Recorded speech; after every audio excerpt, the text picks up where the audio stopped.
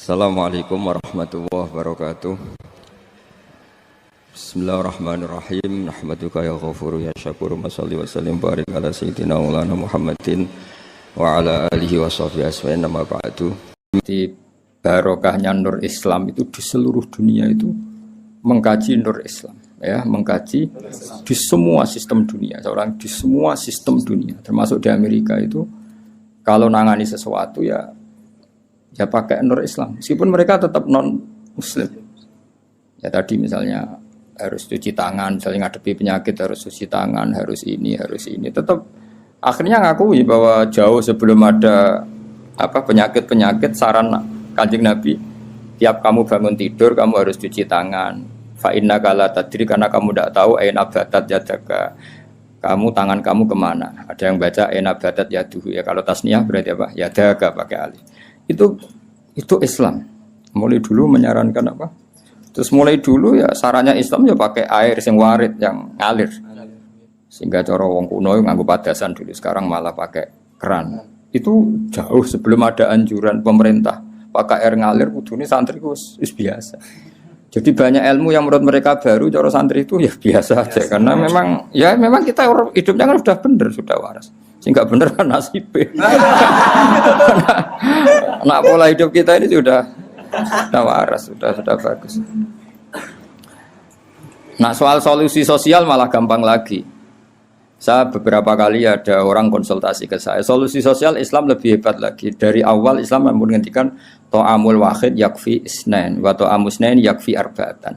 Jadi satu orang punya rezeki itu harusnya bisa nanggung satu orang, dua orang bisa nanggung 4 orang. Artinya kan kita biasa kan misalnya konco akrab sing sitok orang ditanggung temannya, satu keluarga yang kerja 2, satu rumah makan semua.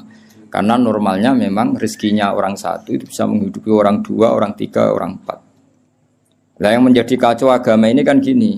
Yang kacau menurut agama adalah apa? Jatah yang papat tindak nung sitok udah mulai merusak kan langsung. Nah sekarang banyak orang rakus gitu. Wong sak nampan kok tindak wong loro. Iku mulai rusak iku. Paham yo? Wetenge lo dididik, paham. Jadi sebetulnya menurut Islam itu kan to'amul wahid yakfi isnain, wa to'amus isnain yakfi arba'. Itu malah walian. To'amul wahid yastaghribu to'ama arba'atin. Itu kan ribet kan? Ya saya muga-muga terus pura pangeran. Nah bayangkan kalau itu pejabat, kerakusan terhadap aset negara harusnya menyebar terus dikuasai 1-2 orang, kayak apa kacaunya apa dunia ini. Lah ya lagi-lagi semua itu Nur Muhammad, ajaran Rasulullah SAW tetap ajaran sing halul muskilat, bisa mengurai problem. Maka kita buktikan bahwa kita yang Islam itu hidup kita stabil, hidup kita nyaman. Kalau enggak, ya bagian dari problem itu.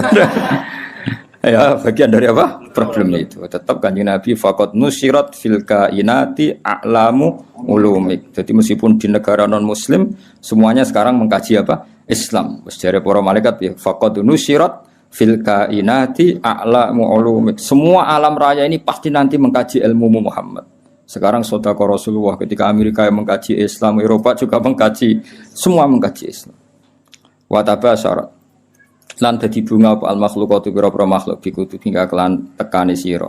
Walam yaqalan ora tetep sapa seun perkara apa seun perkara mimma sing perkara khalaqa kang gawe sapa Allah taala illa jaa, kecuali teka apa se li Amerika maring perintah sira Muhammad, perintah jenengan Muhammad toian iku wong sing taat. Wali maqalati ka iku samian lan maring dawuh jenengan iku samian ngrungokno. Terus nanti alam raya ini semuanya tunduk pada perintah Rasulullah SAW. Aku yakin dunia tambah kacau itu tetap tambah butuh Islam. Kayak sekarang, dari dulu itu Islam menyarankan supaya hidup itu sederhana. Warung dunia kuwaco anggur wong ra sederhana. Warung ono kekacauan ini lagi menyarankan hidup sederhana. Jadi cara santri, cara kene kan yes biasa urip. Jangan keluar kalau enggak penting. Dari awal Islam ngajarno min husni islamil mar'i tarkuhu malayan. Kok malah lagi roh saiki. Piye kok terlambat ilmune. Kita ini tahu mulai dulu, pun. Pemene bagi sirati dua ape metu opo. Sirati opo santeng ae no. Niku ora usah dilarang, wis ra kelar metu. Paham ya? Tapi mulai dulu kan Kalau kita diumumkan jangan keluar kalau tidak penting. Dari itu dulu ajaran kita kan sebaik-baiknya Islam meninggalkan yang tidak penting. Serasa diwarai kan suhune mulai cilik suhune.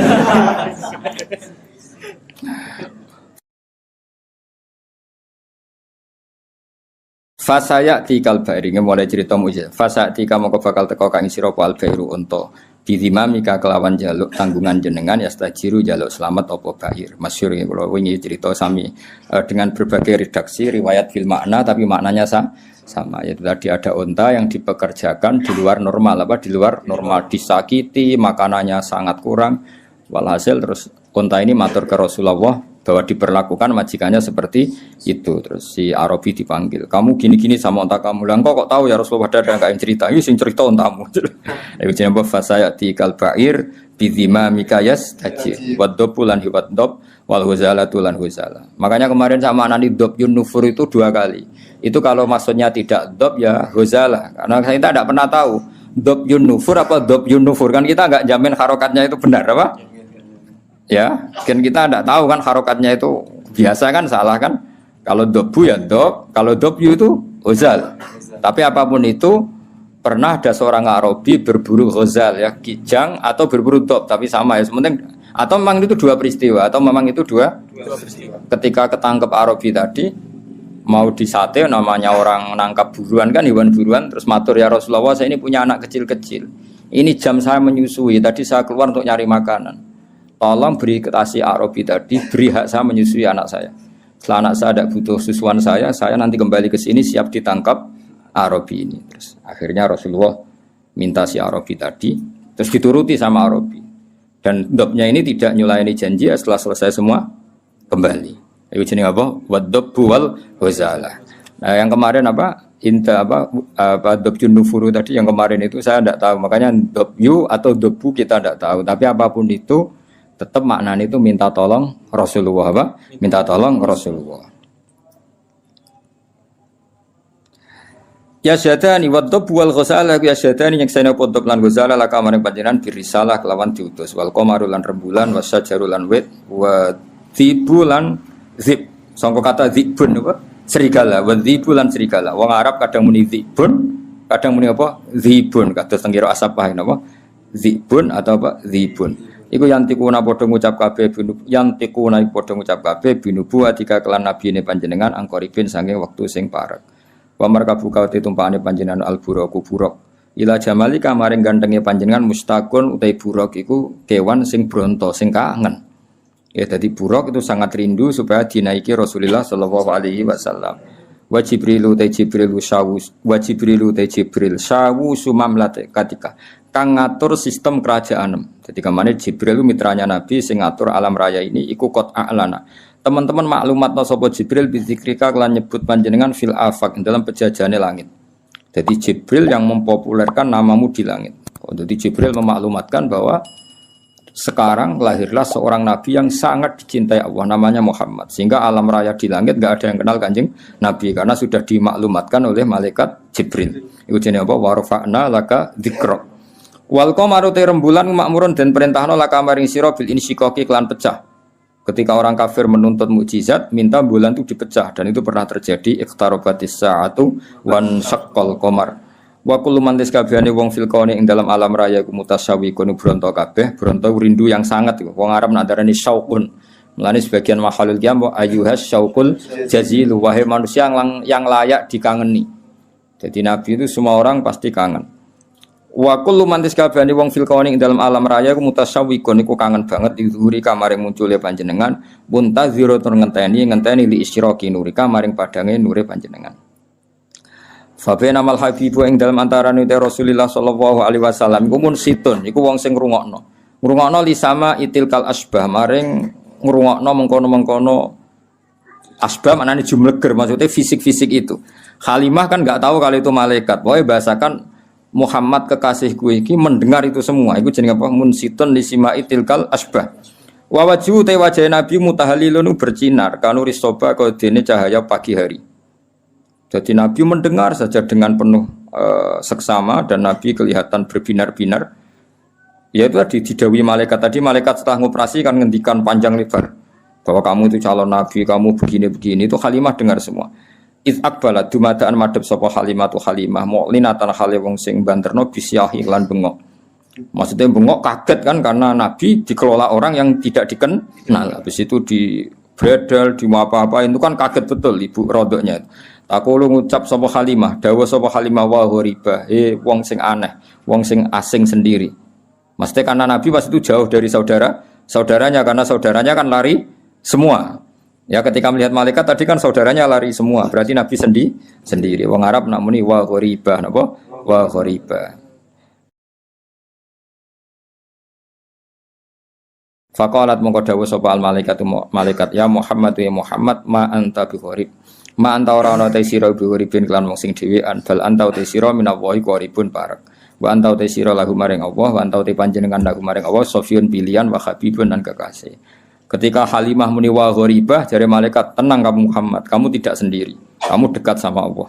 Ya tentu perasaannya Halimah sama malaikat kan beda. Qala Halimah wa wahidah, duh wong sing dhewean. Tentu cara Halimah Nabi Muhammad itu posisi sendiri karena saudaranya lari semua. Faqarat moko dawuh sapa al malaikatu malaikat ya Muhammadu ma anta biwahid. Ma anta ora ana sira biwahidin kelan dhewean. Bal anta uta sira iku sahibut ta'yidi wong kang duweni kekuatan. Wa anisu ka te kancane sira iku Alhamidul Majid, dat sing Hamidul Majid. Ya, tapi problemnya malaikat kan enggak bisa ngomong ke Halimah gak nabi. Halimah boten apa? Nabi mau matur nang Kanjeng Nabi, ora mat kira dhewean tenang wae, kowe dibarengi pangeran sing Alhamidul Majid. Wa ikhwanuka te dulur sira ku ikhwanuka ya dulur sira minal malaikat sing para malaikat wa ahli tauhid lan ahli tauhid. Soal dulurem do mlayu dulur rodoke tenang ae, kabeh malaikat kabeh ahli tauhid ku dulur. Iki dawuhe malah terus qalat Halimatu wa yatimah. Yes nak ngono sekarwan status yatim. Faqalatil malaikatu lillahi darruka min yatim. Lillahi kagungane Allah sarasan darruka uta nikmat sira. Semana darun puan. Maksudnya puan nikmat sira min yatimin. Ya enggak apa-apa kamu yatim tapi yatim terbaik. Fa inna qadraka monggo sak temne kadar sira inda wa munggu Allah iku azimun iku aku. Ini cerita Nabi ketika ketemu Nabi Adam.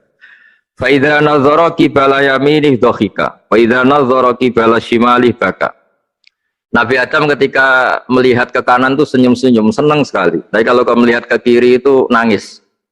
Lalu Rasulullah SAW tanya ke malaikat Jibril, itu siapa? Itu Adam. Dan yang kelompok di kanan itu ahli surga, maka beliau kalau melihat senang sekali. Dan kalau yang di kiri itu ahli neraka, kalau beliau melihat itu susah sekali. Artinya apa? Betapa susahnya jadi Nabi Adam itu. Jadi kalau misalnya ada koruptor ketangkep gitu ya, yang nangkep ya cucunya, yang ditangkep juga cucunya. Kalau kita punya anak 10 itu, terus yang satu misalnya nyuri milik temannya, milik saudaranya itu, sing naboi ya anaknya, yang ditaboi juga anaknya. Kayak apa terseksanya seorang Nabi Adam? Karena nggak punya pilihan, pasti dari sekian kasus dolim dan mazlum, yang mendolimi maupun yang didolimi itu pasti anak cucunya.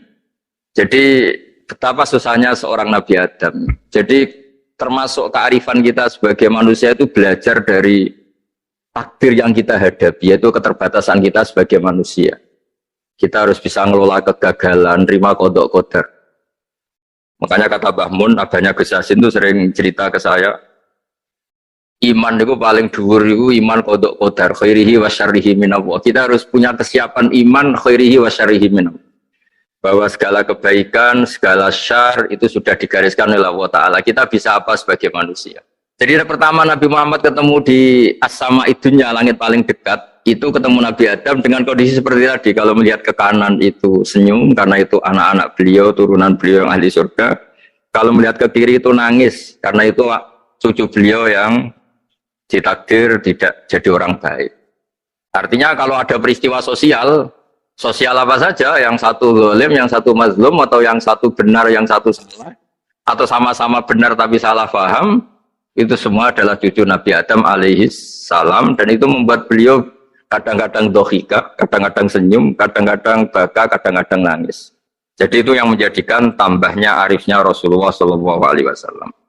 Saya teruskan, qultu ya Jibril man hadha qal hadha Adam wa hadhil aswida an yamini wa an shimalih nasamu bani fa ahlul yamin ahlul jannah wal aswida allati an shimali ahlun nar fa idza nazara qibala yamini dhahika wa idza nazara qibala shimalihi baka.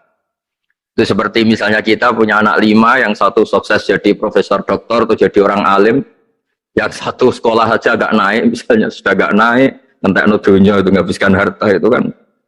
Tapi barokahnya itu mungkin kita mau jadi sombong nggak jadi itu karena punya anak yang nggak sukses. Mungkin barokahnya punya anak yang sukses itu meredam keangkuhan kita, terus kita menjadi orang yang sopan dengan tetangga, dengan orang lain karena dipaksa punya hal-hal yang seperti itu. Jadi semua yang ditakdir Allah kalau kita ridho itu pasti baik. Karena ya kata yang ngarang kitab hikam itu orang tawaduk itu kalau dinasehati pakai teks saja tidak cukup. Kalau punya utang itu tawaduk sendiri gitu. Guyonannya orang-orang kiai gitu gitu. Ada orang sombong, supaya ada sombong kalau dia ketemu orang yang ngutangin itu pasti sopan sendiri.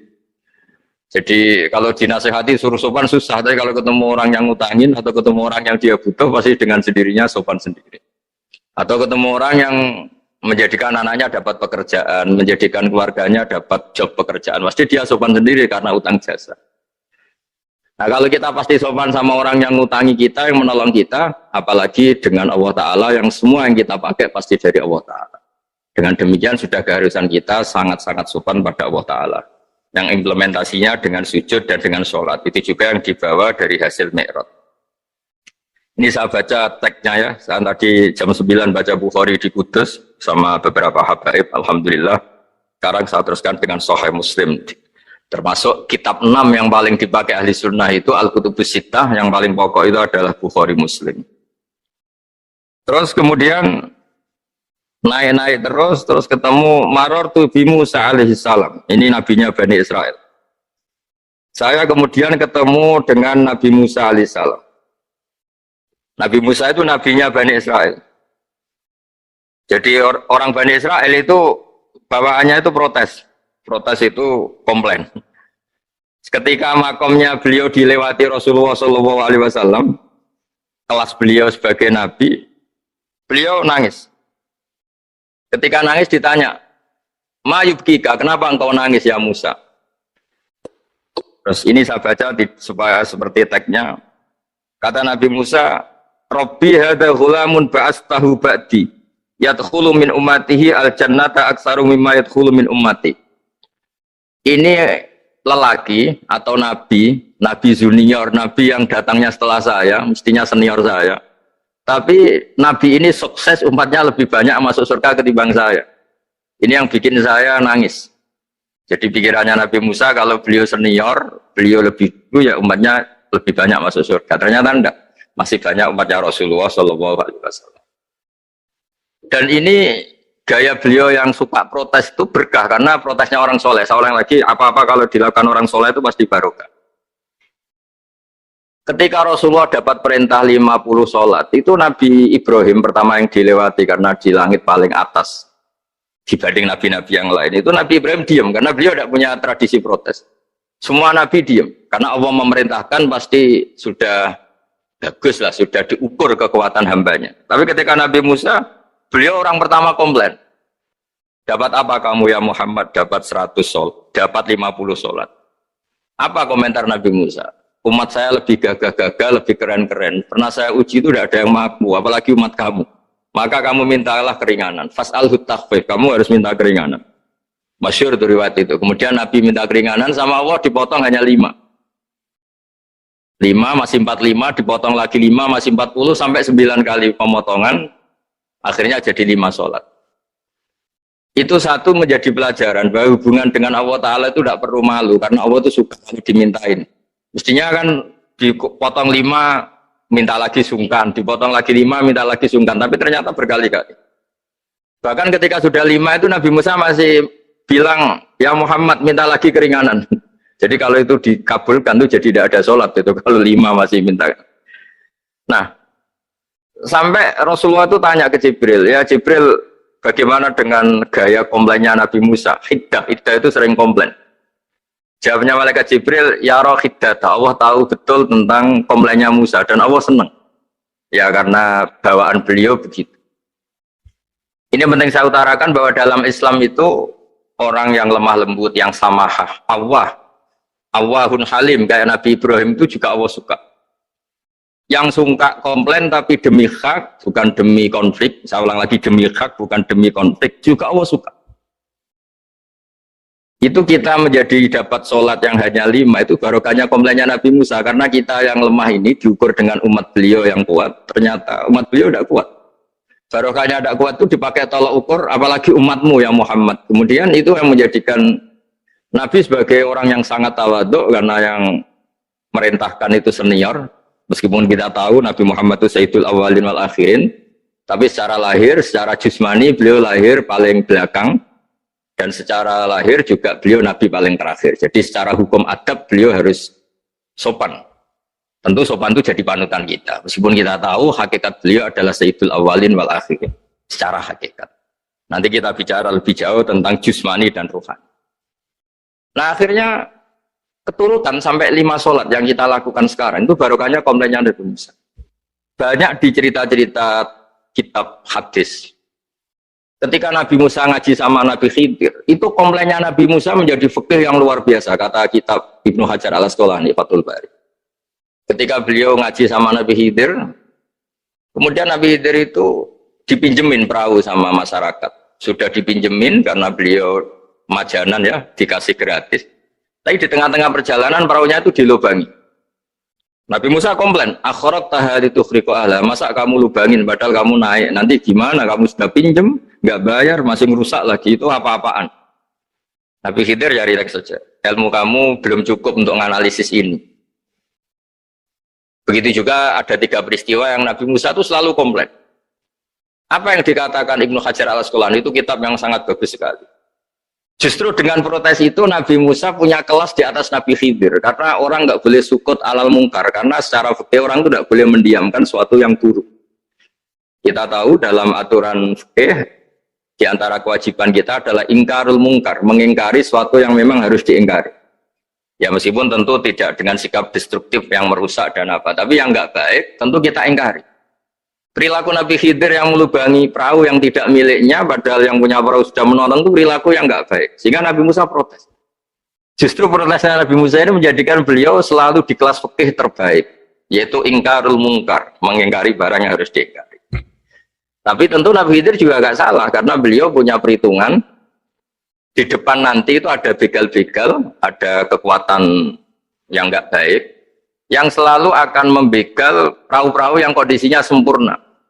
Nabi Khidir punya perhitungan, kalau ibarat mobil ini spionnya kok nggak dipecah, nggak diambil, itu termasuk mobil bagus, pasti digarong. Tapi gara-gara spionnya dipecah dulu sama Nabi Khidir, terus depannya dilumuri apa supaya agak menarik, ini selamat. Jadi perhitungannya Nabi Khidir, wa kana wara'uhum maliku ya'khudhu kulla safinatin ghusba. Di beberapa tafsir diartikan safinah ay sholihah, karena di depannya nanti akan ketemu orang-orang yang dolim yang selalu ngambil perahu-perahu yang bagus. Caranya gimana supaya perahu itu gak diambil? Ya karena mereka hanya ngambil yang bagus, ya dirusak dulu supaya gak bagus.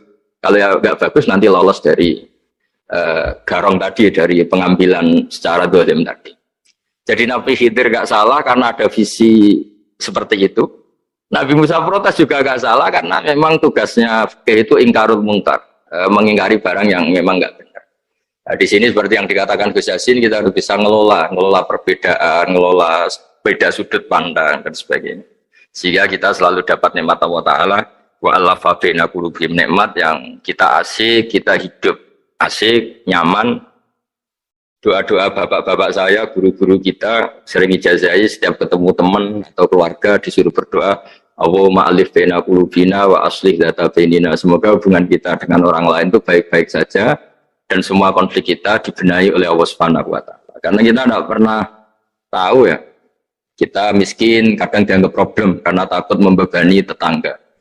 Tapi kita kaya juga kadang dianggap problem karena orang lain takut kalah dengan kita. Kita tidak pernah tahu cara pandang orang lain. Jadi kadang-kadang kita menang gitu, sama yang seneng dikira kita pemikir serius, tapi sama yang nggak seneng dikira kita merengut. Kita guyon, kata yang seneng itu luar biasa, kita dianggap orang yang ceria. Bagi yang nggak seneng dianggap arogan. Jadi kita tidak pernah bisa ngelola pikiran orang lain. Nah, barokahnya rahmat Allah yang tidak terbatas, kita seperti ini. Dan itu digambarkan oleh Allah Ta'ala ketika ketemu antar Nabi itu. Cara pandang ya beda-beda. Nabi Ibrahim itu kalau melihat orang yang nggak benar, itu ya ngendikane faman tabi'ani fa innahu minni wa man asani fa innaka ghafurur rahim. Ya Allah, yang ikut saya ya karuan kelompok saya, yang tidak ikut saya semoga engkau banyak mengampuni mereka. Nabi Nuh beda sekali cara pandang. Nabi Isa ubudiyah murni. Ketika melihat orang yang enggak benar, beliau tidak ngambil sikap. Beliau ngendikan intu adzibhum fa innahum ibadu. Kalau engkau siksa nggih monggo Gusti, wong itu hamba-hamba jenengan, itu terserah jenengan. Wa in taghfir lahum, kalau engkau ampuni nggih monggo, jenengan yang punya pertimbangan lebih bijak. Dan itu yang dalam banyak hadis ketika Rasulullah SAW melihat umatnya di akhir zaman yang macam-macam, Nabi ngambil sikap kayak sikapnya Nabi Isa. Sebagian riwayat Nabi mengatakan fa'aqulu kama qala al-abdus soleh. Saya akan ngambil sikap kayak sikapnya al-abdus soleh. Di hadis itu diredaksikan yaitu dengan redaksi intu adzibhum fa innahum ibaduk wa in taghfir lahum fa innaka antal azizul hakim. Ya, saya teruskan. Kemudian akhirnya Rasulullah SAW sampai ke Sidratil Muntaha. Wa ra'aitu Ibrahim alaihi salam wa ana asbahu waladih bih. Ketika ketemu Nabi Ibrahim, hubungan Rasulullah itu sangat emosional. Beliau yang pertama diceritakan, saya ketika ketemu Nabi Ibrahim itu senang sekali karena ternyata saya ini cucu beliau, turunan beliau yang paling mirip beliau. Jadi ini unik, dari sekian peristiwa besar, peristiwa langit, kemudian Nabi ada hubungan emosional yang luar biasa ketika ketemu Nabi Ibrahim. Pertama yang dikatakan Nabi, wa ana asbahu waladihi. Saya adalah cucu yang paling mirip beliau. Dan ini kita tahu akhirnya di semua syariat kita, istilah resminya itu anit tabi millata Ibrahim hanifah. Di istilah resmi agama kita, millata abikum Ibrahim, agama leluhur kamu Ibrahim. Kita ketika baca sholawat, Allahumma sholli ala sayyidina Muhammad, terusannya juga kama sholli ta'ala sayyidina Ibrahim wa ala ali Ibrahim. Dan seterusnya dan seterusnya. Kemudian yang terakhir saya cerita secara akidah Ahlussunnah wal Jamaah yang dianut oleh Imam Asy'ari dan Maturidi.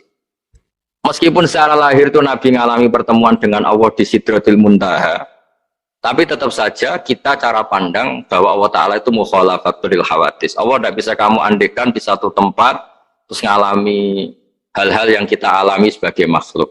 Sebab itu sirinya kenapa di surat Isra dimulai dari subhanalladzi. Allah tetap maha suci. Maha suci itu artinya terbebas dari yang kita alami. Allah selalu mukhalafatul hawadis. Allah la yahtaju ila makarin. Allah tidak butuh tempat. Allah tidak butuh waktu. Allah tidak butuh semua. Karena Allah itu qayyum. Allah itu qiyamuhu binafsihi, berdiri sendiri. Allah tidak butuh aras. Allah tidak butuh kursi. Tapi eksistensi kursi yang butuh Allah.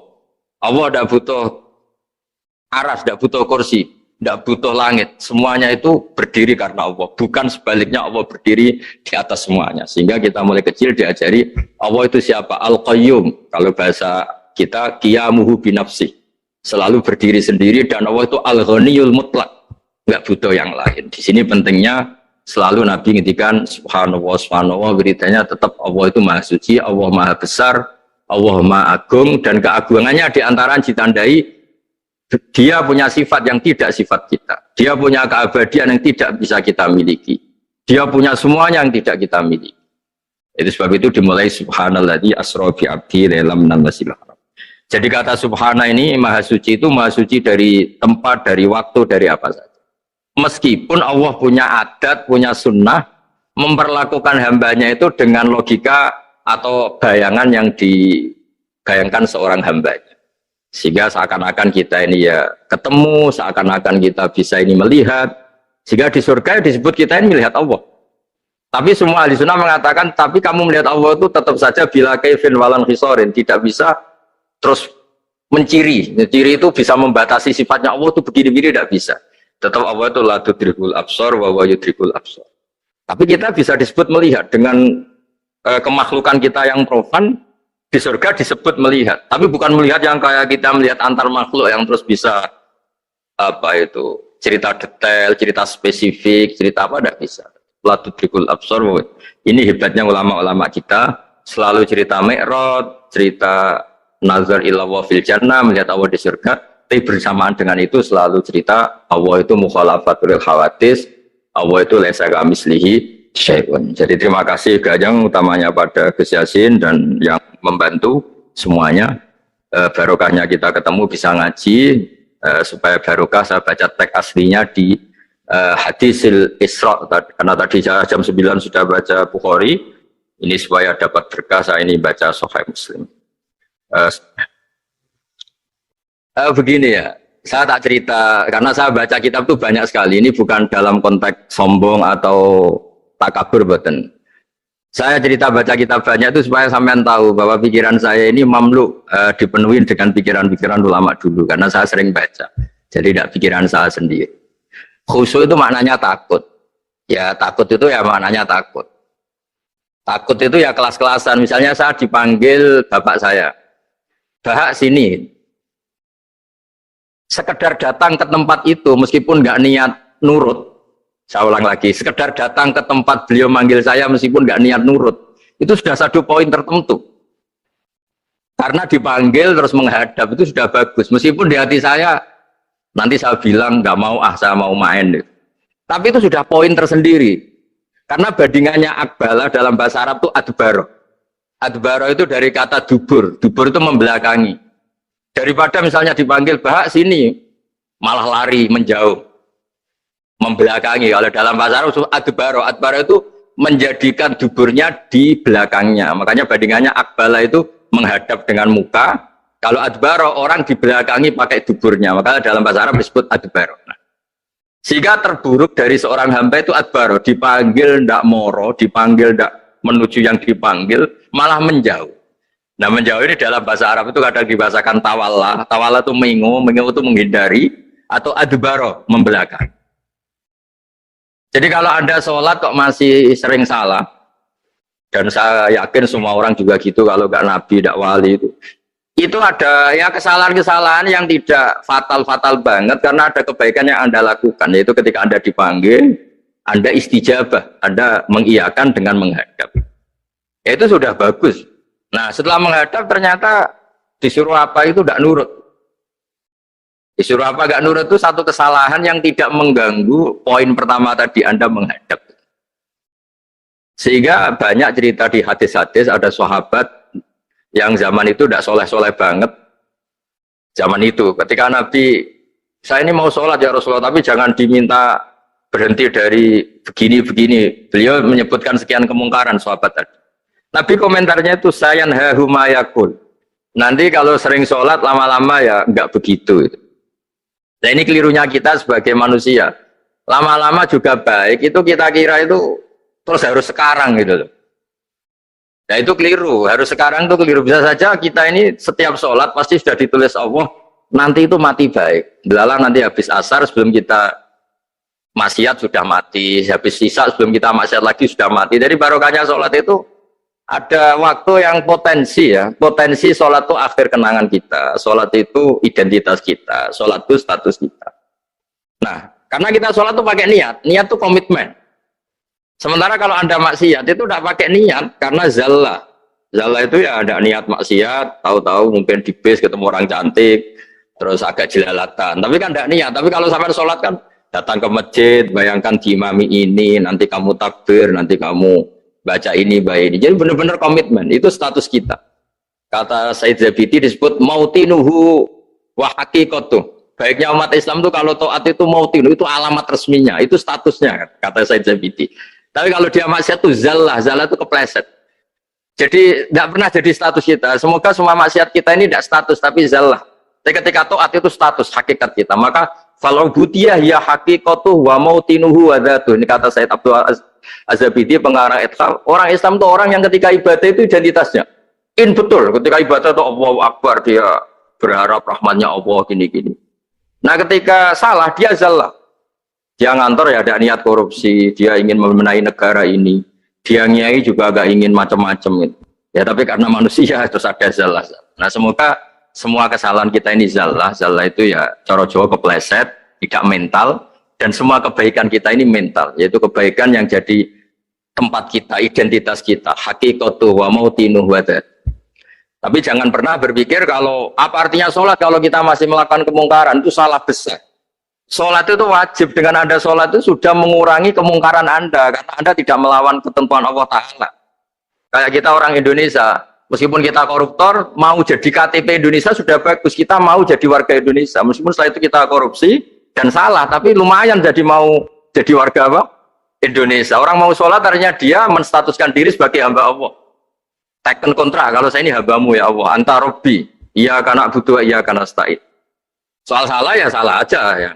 Sama, kita tetap warga Indonesia meskipun kita salah, meskipun kita koruptor, meskipun kita salah, tetap aja warga Indonesia yang berhak mendapat jatah makan meskipun di penjara, meskipun apa. Sama, kita ini hamba Allah yang mengakui kalau Allah itu Tuhan, kita hamba. Dan barokahnya pengakuan itu insya Allah di cerita-cerita syafaat, kalau kita dosa atau apa, insya Allah dapat syafaatnya Rasulullah SAW, karena kita tidak pernah lari dari status kehambaan. Jadi yang harus dipegang, makanya status kehambaan ini nggak boleh hilang.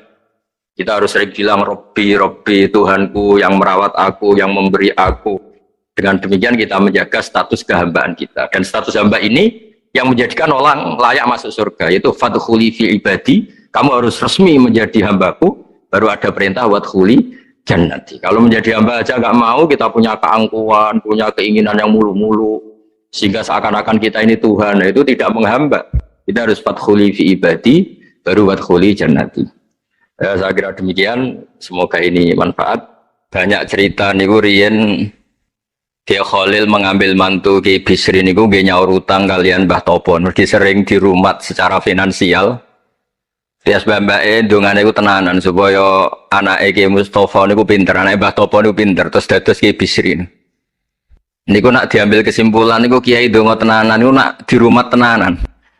Nak dirumat rapati tenanan niku ndongane ya kudune rapati tenanan. Niku wonten sing crita niku mbah bodoni napa mboten niku riyen niku ngantos Mbah Khalil prai jamaah. Mergo makmume iku sing ngutangi. Dadi wedi nak ketemu makmume. Suwe-suwe diebrokno terus wani dadi imam malih. Terus dalam keadaan ngoten niku ndonga ra tenanan mboten mungkin. Singkat cerita terus Kiai Bisri dados tiyang alim, Kiai Misbah dados tiyang alim. Terus fan ingkang ditekuni niku nahwu. Wau leres sing didawaken Kiai Said angsal gelar Sibawahi zamani. Panjen riyen kula piyambak sering didhawuhi Mbah Mun, nggih sering istifadah teng terjemahan Alfiyaipun Kiai Bisri riyen teng sarang nak belajar Ibnu Aqil di antara referensi nu tulisane Kiai Bisri mbek Kiai Misbah. Sing sedanten niku barokahe didikanipun Kiai Khalil Harun. Kula piyambak zuriyah saking Badim Yati. Badim Yati riyen teng sarang keculuke putra angkate Kiai Umar Harun. Mergi wau Kiai Umar mboten gadah putra. Kalau cerita silsilah sing radi serius. Dados niki wali ane Gus Yofur wau mun rileks niki kula sing cerita serius. Riyen syaraté wong alim niku sinau riyen, sinau badhe niku diskusi kalian sing sak level. Badhe niku nembe ngaji.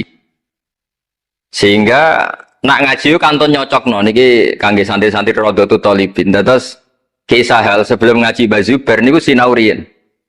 Misale piyambake macane tajibu, mengke kiyaine maca tajibus sholatu. Mengke diskusi terus ngaos Mbah Zubair. Angger macane wis kembar terus berarti aku wis pinter. Karena yang memutuskan rofa nasab itu tidak kiainya tapi dia. Dados kantun nyemak. Ki bengi tak waca rofa kok kiaiku rofa, berarti ilmuku wis padha. Aku maca nasab kok kiaiku nasab berarti padha. Aku maca jer kiaiku jer wis padha. Nah santri-santri kan boten ngaji boten persiapan. Seteko ngaji mbek takok halaman. Niku pun santri innalillahi wa inna ilaihi rajiun. Niku enggak bisa diharapkan. Terus kula riyen niku GR alim niku nggih alasan perkara ini sinau riyen. Dadi agar bangun maca kok mun kembarane 90% apa 80% nggih mun setengah ngalim. Kok nak salah kok sampai 90% ya goblok banget. Sakniki mboten santri sinau mboten persiapan ngaji takok halaman tok ndi. Mau menyenggai sholawat. Salam Muhammad sholli alaihi. Mboten mikir wong kiai ini maca Allahumma sholli ala Muhammad malah ngongkon kiai ini sholli alaihi itu nak diterjemahkan Allahumma sholli ala Muhammad terus dekne ngomong sholli alaihi. Nggih monggo jenengan maca sholawat. Wong sholli ku fi'il amar. Tapi wong jenenge wong ora mikir nggih.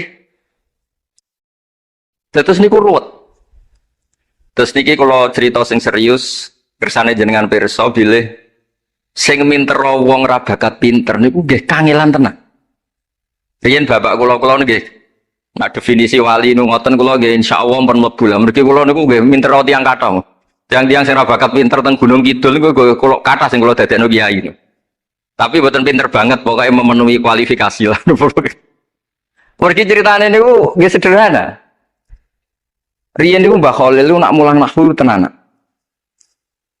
Mergi sesuatu itu jadi mudah. Mulane cerita sing beredar teng Lirboyo niku Ja'a Zaidun, Zaid datang. Ini wonten santri pelengahan delok lawang. Gurune ngamuk. Kamu orang mana? Orang Bekasi. Kenapa pelengahan? Ya katanya Ja'a Zaidun ra'aitu Zaidan. Habis Pak Guru bohong. Katanya Zaid datang melihat Zaid, ternyata orangnya enggak ada. Contohnya Ja'a Zaidun ra'aitu Zaidan. Tapi barokahnya itu terus sesuatu itu menjadi mudah. Lah ini sing dawe Mbah Mun wae sing didawakan Gus Zafur kula eling dawe Mbah Mun gelem ra gelem Allah kudu gawe wong alim kok wong Jawa. Mergo wis kadung dawuh Islam iku kafatal linnas untuk semuanya. Fasibawae Farisiun, Imam Sibawae itu orang Persia. Imam Ghazali juga Tos itu Persia. Banyak orang alim dari Irak itu Babylon, itu tidak Arab. Karena Islam ini kafatal linnas. Makanya gelem ra gelem guyonane Mbah Mun niku Allah kudu gawe wong-wong koyok Warijo, koyok Kirun kudu dadi wong alim. Guling-gilingan nak Islam tidak milik orang Arab saja tapi kafatal linnas. Niku ana cara Mbah Mun. Dadi mumpun dadi janjine pangeran. Mulane sing mondok Arab nggih monggo, sing mondok pundi mawon nggih monggo, tapi Kiai Jawa tetep ndek jatah alim. Mergo niku mumpun kuota. Mumpun kuota. Terus riyen Mbah Fadl sing diceritakno Gus Zafur niku tiyang alim mboten mondok teng putih-putih teng Jawa. Mbah Sahal riyen alime nggih mondoke di antarane teng Sarah. Mergo mun jatah. Islam iki dawuh Mbah Mun kafatal linnas. Mulane Allah kudu gawe wong alim-alim sing wong Persia, wong Jawa, wong Cina. Imam Sibawae niku mboten tiyang Arab. Mulane piyambake ra difrustasi nek debat mbek wong Arab. Masyhur yen ada ahli nahwi sing tiyang Arab, namine Kisai. Piyambake Sibawae tiyang Persia. Niku didu kalian seorang raja di depan umum kan maca qad kuntu azunnu annal aqrab asyaddulas atan minaz zambur faidan huwa hiya atau faidan huwa iya. Jari Imam Sibawae rofa, jari Imam Kiswai oleh rofa oleh nasok. Terus akhirnya dalam perdebatan itu antuma ro'isa baldatikuma, kamu ini ketua dua negara anda karena anda yang terbaik. Lalu famanil hakim, terus keputusan ini di tangan siapa? Kamu orang terbaik di negara kamu semua. Terus yang bilang hadil Arab, ya orang Arab semua ini kita konsensus polling. Semua orang Arab bila Imam Kisai. Karena orang Arab biasa ngendikan iya atau hiya. Akhirnya Imam Sibawae itu frustasi. Mergo dipermalukan di depan umum. Kila karena dalika sababa wafatih, sababa mautih. Bahwa peristiwa itu yang menjadikan Imam Sibawae kabundut. Kok dipermalukan di depan umum? Imam Sibawae keyakinannya tetap bersikeras. Setelah idza fujaiyah itu rofa karena beliau ikut fusha saja. Fa idza hiya hayatun tas'a.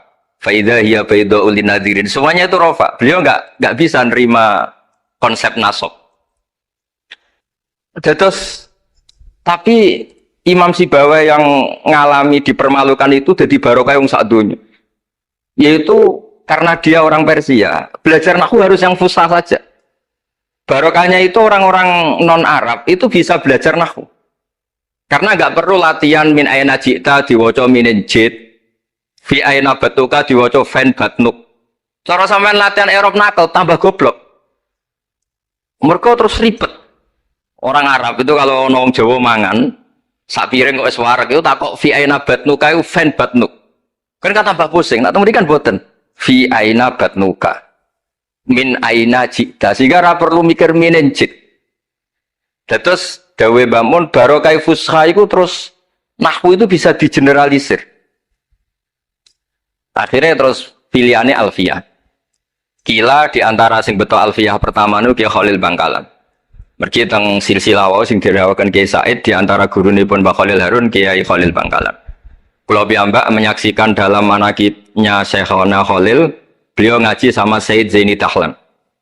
Said Zaini Tahlan gurune Said Abi Bakar Sato yang ngarang I'anatut Tholibin. Terus kalau misalnya saya pakai sanad Mbah Maimun, Mbah Mun, Mbah Zubair, Mbah Fakih Mas Kumambang, Kiai Mahfud Termas, Said Abi Bakar Sato, Said Zaini Tahlan. Kalau pakai Mbah Mun, Mbah Karim atau Mbah Manap, Syekhona Khalil, ini langsung dugi Said Zaini Tahlan. Jadi a'la sanadan kalau pakai jalur Mbah Mun, Mbah Karim, Syekhona Khalil langsung Sayyid Zaini Tahlan.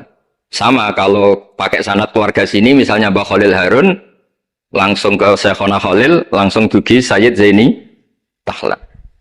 Nah silsilah keulamaan ini penting karena dulu iki cerita mawon. Sing ora bakat ngalim di ngalimno tetep dadi kiai. Sing wis bakat alim di makrifatno. Termasuk makrifate Said Zabidi niku sing nyekseni tiyang Jawa. Ini ku Mbak Abdul Manan. Terus riyen cerita-cerita tentang legenda silsilah Kiai Jawa niku Mbah Hasan Besari ini keluarga kerajaan pun di duit, nggih pun ngertos dunia internasional. Kepengen mondok teng Mekah. Mbah Hasan Besari sing terkenal yo. Akhirnya ngajak kancane namanya Abdul Manan niku tiang termes, tiang desa. Dijak akhirnya mondok teng Mekah dados tiang alim. Termasuk nderekaken Said Zabidi dugi Mesir, Shahibul Ithaf. Ki Abdul Manan gak ada putra alim alama namanya Ki Abdullah. Ki Abdullah gak ada putra namanya Ki Mahfud. Dugi Ki Mahfud niki cerita sing terkenal niku kepanggih Mbah Munawir. Kila niku murid guru wakila konco. Sing jelas saingan dadi wali perkaranen. Mbah Mahfud tuh ora trimo, tapi ora trimo sae hiro kalau dalam bahasa Arab gopto ta hiro. Sopo sih kok ana wong sak tawafan khatam Quran. Terus sing kula tambahi Gus Sulil nek dadi wali ku sak tawafan khatam Quran. Mboten maca ithaf dalu-dalu seneng Gus penggane rokokan dalu-dalu maca kitab malah seneng. Kon molekan. Niku akhirnya kepanggih. Kepanggih terus kila niku Kiai Mahfud pesen Muhammad ini kan beto teng Indonesia. Mulane Gus Muhammad akhirnya dadi Kiai Quran. Di pondokno teng Termas bareng-bareng Bali Maksum, Gus Habib, niku sedanten terus ngaji Badim Yati Termas. Kalau nanti diceritani Mbah Mus mriki meledake muridnya Mbah Khalil Harun di antara sebabnya niku Mbah Dimyati Termas wafat. Terus sebagian santri-santri ageng udah ngaos teng Kasingan teng Mbah Khalil Harun. Walhasil terus Gus Muhammad itu dados ngapal Quran alim. Terus dipek mantu tiyang sugih namanya Kaji Taslim. Terus akhirnya urip teng Betengan. Gak ada putra Ki Harir samangke wonten Gus Muhammad. Jadi Muhammad bin Harir bin Muhammad bin Mahfud bin Abdullah bin Abdul Manan niku pun dugi Shahibul Ithaf Ithafus Sadat Al-Muttaqin saraipun kitab napa Ikhya niku nak ngarang niki cerita tira niku nak ngarang jan luar biasa kitab 14 juz niku kabeh berilmu boten dipenuhi cerita-cerita sing boten penting semuanya berkualitas yang paling saya kenang dari dan ini sekaligus kalau terakhir muludan nih. Yang paling saya kenang dari statement beliau, dari ngendikan beliau itu begini. Wan Nabi sallallahu alaihi wasallam wa in jalla qadru muhtajun ila rahmatihi ta'ala wa fadli. Dari cara pikiran beliau itu umat ini setelah Nabi Isa. Penggemar Nabi Isa itu salah dalam mendudukkan Nabi Isa, berlebihan sampai mengatakan Isa ibnu Allah. Yang benci juga berlebihan sampai mengatakan Isa itu waladuz zina, yaitu orang-orang Yahudi. Tapi kata Said Zabidi, hadil ummah maksumatun min dzalika kullih. Umat ini akan diselamatkan, pecinta Rasulullah SAW itu akan diselamatkan dari dosa atau kesalahan-kesalahan orang Nasrani melihat Isa. Barokahnya apa? Barokahnya sholawat. Yaitu umat ini wiridan Allahumma sholli ala Sayyidina Muhammad. Allahumma itu pemberi, Muhammad apapun jalla qadruh penerima. Sehingga kita baca sholawat itu sekaligus menunjukkan mahabbah kita ke Rasulullah SAW bahwa beliau makhluk terbaik, manusia terbaik yang paling layak dapat askas sholawat, askat tahiyat dari Allah Ta'ala. Tapi tetap saja Allah ini pemberi, Rasulullah ini penerima. Sehingga umat ini tidak akan mendudukkan Rasulullah setingkat Allah. Yaitu yang disebut burdah da'mat ta'atun nasara fi nabihimi wahkum bima syi'ta mathan fihi wahtakimi. Pokoknya silahkan memuja Nabi Muhammad setinggi langit asal dakmat da'atun nasara. Tinggalkan kesalahan yang dilakukan orang Nasrani. Nah itu kata Said Zabidi cukup kowe maca sholawat. Karena dengan baca sholawat berarti Allahumma sholli ala Muhammad Allah pemberi, Nabi apapun agungnya penerima. Jadi sampean nyebut Allah, yaitu Jalla Jalaluh, menyebut akrobu habaibi, akrobu asfi'ahi. Nah itu, ini cerita. Jadi kita ini dididik orang-orang spesial. Saya dididik Mbah Mun, dididik Bapak, dididik guru-guru yang lain. Beliau dididik Mbah Zubair di antara gurunya Mbah Karim, Mbah Fakih dididik Mbah Mahfud dididik Ki Abdullah dididik Ki Abdul Manan. Ki Abdul Manan ini dididik yang ngarang kitab Ithafus Sadatil Muttaqin. Terus di situ diterangkan sanad beliau sampai ila Rasulillah Shallallahu Alaihi Wasallam. Maka dengan seperti ini baca sholawat itu kualitasnya luar biasa. Ini bukan sekedar sholawat. Mari kadang-kadang kita ini kan wong Jawa ya, kayak piye maca sholawat sakmene duwe akeh, maca sholawat sakmene naik pangkat. Ini yang terus cara kula niku apa diberantas iku lumayan gak moro Gunung Kawi. Tapi disetujoni kok kabeh kok dikompensasi materi. Jadi ribet dadi kijowon. Kalau mereka tidak punya sarana tawassul, engko moro Gunung Kawi itu ya kedusan. Tapi maca sholawat ben dadi bupati engko nek ora mandi nang nyalahno sholawat. Dadi kijowo ya bingung. Nah, sampean ra bingung berarti rong kiai ya, dadi gapane. Tapi apapun itu dawe Said Zabiti wa Rasul wa Muhammad wa injalla qadruh muhtajun ila rahmatihi ta'ala wa fadlih. Itu mutiara yang luar biasa. Engkang kula dawa matur malih, nak ngelem Kanjeng Nabi ku ngelem kaya ulama. Nggih wau kados Said Zabiti. Wong trimo redaksi sing kita baca keseharian, tapi beliau bisa memahami bahwa hadhihi sholawat, sighatus sholawat itu sighat sing nyelamatkan hadil ummah ila yaumil kiamah. Cinta kita pada Rasulullah terselamatkan karena kita baca sholawat. Tauhid kita terselamatkan karena Allah al-mu'ti, Rasulullah al-mu'ta. Apapun hebatnya Nabi, posisi yang diberi, yang menerima, pemberinya tetap Allah Subhanahu wa ta'ala. Dan ini cerita-cerita ngaji tahqiq ingkang sanate musalsal ila Rasulillah sallallahu alaihi wasallam. Terus kula suwun seneng Rasulullah nggih wonten sing baca sholawat dengan jumlah besar. Wonten sing bacanya ndak besar tapi ngerti sirrun min asrori sholawat. Ngene iku piye supaya sholawat iku nunjukno mahabbah kita lan keyakinan kita nak nabi niki afdhalul khalqi, paling disenengi Allah. Tapi sekaligus nabi tetap Abdullah wa Rasul. Cukup dengan redaksi Allahumma sholli ala Muhammad atau masolli ala Sayyidina Muhammad. Terus niki mun dalu nek sampean kakean ilmu malah bingung. Wong kula piyambak mun nganggep final yang didhawuhna Gus Zofur mergi saya bersaksi karena hal yang sama juga Mbah Mun sering dawuh. Sing jelas iki Jawa kudu bangga tetep untuk kuota. Mergo wis kadung ngendikan kafatal linnas. Jadi tetap Allah akan bikin orang-orang alim di lain orang Arab, mesti ana sing wong-wong non Arab. Kata Imam Ghazali itu orang Tus itu ikut Persia. Si Baweh juga Persia. Imam Abu Hanifah itu orang Irak. Irak itu termasuk Ajam. Karena ikut Babylon. Wa kumma minal biladil ajamiyah. Mesir ikut Afrika. Terus insya Allah barokah cerita niki, barokah wau penjelasan Ibn Gus Zofur dan kita juga sering dengar dawe-dawe Mbah Mus, Mbah Khalil bahwa agama ini luar biasa. Mergi Indonesia itu buatan sakit bahasa Arab, tapi sakit ngarang kitab bahasa Arab. Ini Mbak Mun sering dawuh, Mbak Fadol bocah bahasa Arab ya ora iso. Ki Ihsan Jampes tau dites Mbak Zubair, jadi Mbak Zubair iseng ngetes Mbak Ihsan, tidak bahasa Arab ya ora iso, tapi iso ngarang kitab. Mbak Fadol ketemu supir taksi Arab ya tuntas. Pinter supir taksi. Mana gara Mbak Mun ana wong modal Arab kepin pinter, kepin iso bahasa Arab. Mbak adol es ning Arab Mbak pinter. Bahasa Arab ini seorang bangun. Napen alim yang niru Mbak Fadol. Tapi sakit alim alama. Mergi untuk kuota agama ini kafatal lintas. Nah, agama itu mulai dulu itu masalah klaim di sosialnya ya. Pada level kebenaran tentu agama itu hak dan batil. Tapi pada level sosial itu klaim. Klaim bahwa Ibrahim itu kita. Kata orang Islam, kata orang Yahudi Ibrahim itu kita, kata orang Nasrani Ibrahim itu kita. Sebab perdebatan itu ketika diputuskan Yerusalem, Hebron, terus Bethlehem, itu dianggap kota internasional, kota bersama. Sehingga di sana itu yang namanya Nabi itu kadang kakinya di masjid, kepalanya di sinagog, atau pokoknya separuhan. Jadi saya pernah sholat di Masjid Ibrahim itu harus melewati sinagog. Itu tak inceng Nabi Ishak itu nang tengah-tengah sinagog. Ibrahim lumayan sirahe ning masjid. Jadi hanya satu bangunan. Sama persis di Masjid Yerusalem itu masjid apa? Baitul Maqdis itu.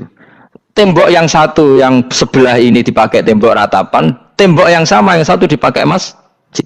Itu jangan satu tembok, bukan dua tembok. Makanya tiga agama ini unik, musuhan tapi titik keramat itu menunjuk yang sama. Orang kok berhubung ra cocok wis aku tak ning Bantul, enggak ada yang seperti itu. Semuanya di titik itu. Jadi nak donga ya krungu wong kula nate teng tempat tembok ratapan yang Yahudi. Makanya sekuler ya ono barokah dunia itu sekuler. Kula mriku nggih ketunan. Mbak-mbak ki jilbaban enggak masalah karena dianggap tempat wisata. Sama di Mesir ada masjid tertua, Masjid Amr bin As. Wong barat nak rono ya ana sing katokan cekak macam-macam. Wong wisata. Kok Masjid Kauman Jogja. Coba yang mlebu ya oleh wong sapa? Wisata. Maksudnya kan banyak turis yang ke situ posisi enggak berpakaian apa? Islamis. Senajan to mok ning jowo di Masjidnya Amr bin As sama. Nah, pertanyaannya gini, satu-satunya yang bisa meyakinkan umat Islam kalau Ibrahim tidak Yahudi dan Nasrani ya dawuh pangeran. Kenapa? Karena secara fisik makamnya itu di kawasan apa? Yahudi. Nabi Daud para meneh sak kemule iku tembok bintang kejora kabeh. Bahkan kalau ziarah ke sana kudu maca ala Yahudi dulu. Piye? Nabi Daud sing. Nah, di sini ini pentingnya nyun sewu, pentingnya dengan tanda kutip pentingnya politik. Jangan-jangan makam-makam itu terserah otoritasnya. Andai kan Indonesia itu menang Wahabi, mungkin makam-makam tulis sentral kemusyrikan, awas bahaya. Karena yang menang aswaja ya tempat barokah. Ya tinggal yang nulis. Nah ini yang kita khawatirkan. Ibrahim mengalami seperti itu. Andai kan dulu yang menang 100% Umar atau Salahuddin Al-Ayyubi, mungkin Ibrahim itu enggak lagi ada sinagog di seputar Nabi siapa? Ibrahim. Semuanya mas. Tapi sekarang enggak, karena dikuasai dunia internasional itu jalan kakinya di sinagog. Ishak malah total, Ishak gitu. Yakub malah total, semua tubuhnya di sinagog karena Yakub itu nama lainnya siapa? Israel. Ya, nama lainnya Yakub siapa? Makanya Yakub bin Ishak bin Ibrahim. Lah Yakub punya anak namanya Yahuda. Paham ya? Makanya Yahuda bin Yakub bin Ishak bin Ibrahim. Yahuda punya dulur yang li'ab 12, yang dulur punya dulur li'ab itu 2, Bunyamin sama siapa? Yusuf. Ya Bunyamin Yusuf ini sakit. Yang lainnya berapa? 11. Itu 10 kan, berarti 10. Pokoknya bangsa itu berapa itu? Lah itu li'ab hanya berapa? Ada li'ab, ada apa? Sakit. Nah Yusuf nasibnya paling untung Nabi Yusuf. Orang Kristen nama Yusuf sama orang Islam jenenge Gus Yusuf itu banding. Ya. Daniel enggak ya? Keok ya? Sarah? Keok kita. Yusuf banding ya? Non muslim nama Yusuf banyak ya? Islam Kiai Yusuf juga banyak.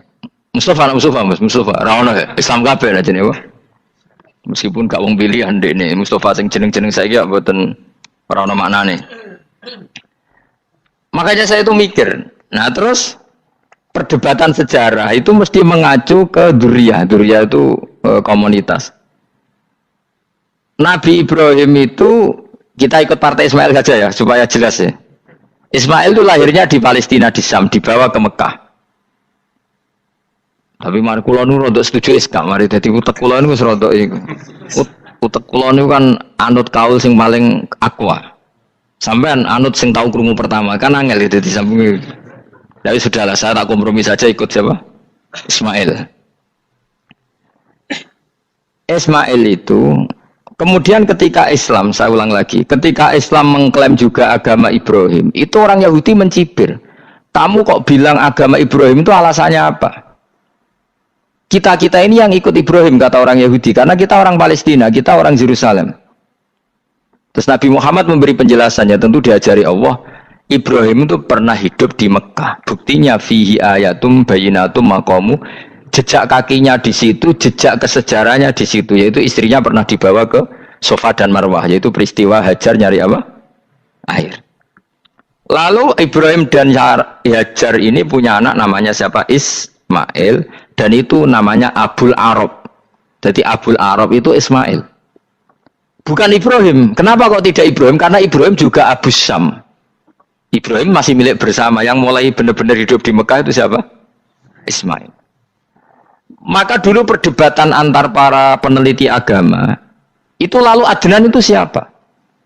Makanya terus diputuskan, wa adnanu bila roibin inda dzawil ulumin nasabiyah ila dzabihi Ismaila nisbatuhu wa muntama. Lalu pertanyaannya, orang Yahudi yang di Palestina tetap mengklaim kalau mereka turunan siapa?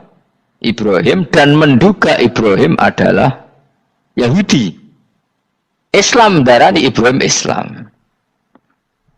Ya sudah seperti itu tuh nasib agama, akan begitu terus ila yaumil qiyamah.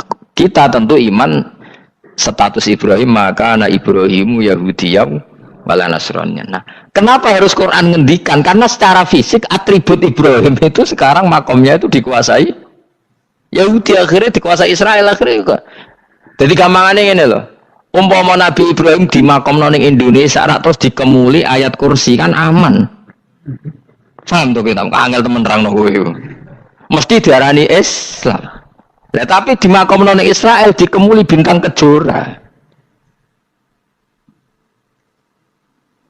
Paham ya? Maka mau tidak mau tetap ada perebutan otoritas politik. Makanya di sini ini Sayyidina Umar ngotot kepengen nalukno Romawi. Maksudnya Romawi yang menguasai Palestina. Tenan kasil. Akhirnya Nabi Ibrahim total ning masjid. Ngalin kono jenenge Masjid Umar. Mergo sing naklukno awal sedurunge Salahuddin Alayubi sinten? Tapi gak suwe kalahne wong Islam. Lagi menangne Rasulullahuddin apa? Terus kalah meneh terus saiki dadi kota modern nih. Dikelola secara internasional dianggap kota tiga nopo agama. Ya wes. Nah kita is ngimani Quran wae ora usah ndelok bukti fisik. Mergo nek bukti fisik iku beberapa nabi makome ning Israel sing status notabene niku Yahudi. Lalu Yahudi itu apa? Awas kena anut aku. Wis akeh pinterlah sementara anut aku. Karena ini sekali salah itu fatal. Yahudi itu siapa? Yahudi itu nama agama, apa nama marga, apa nama sekte.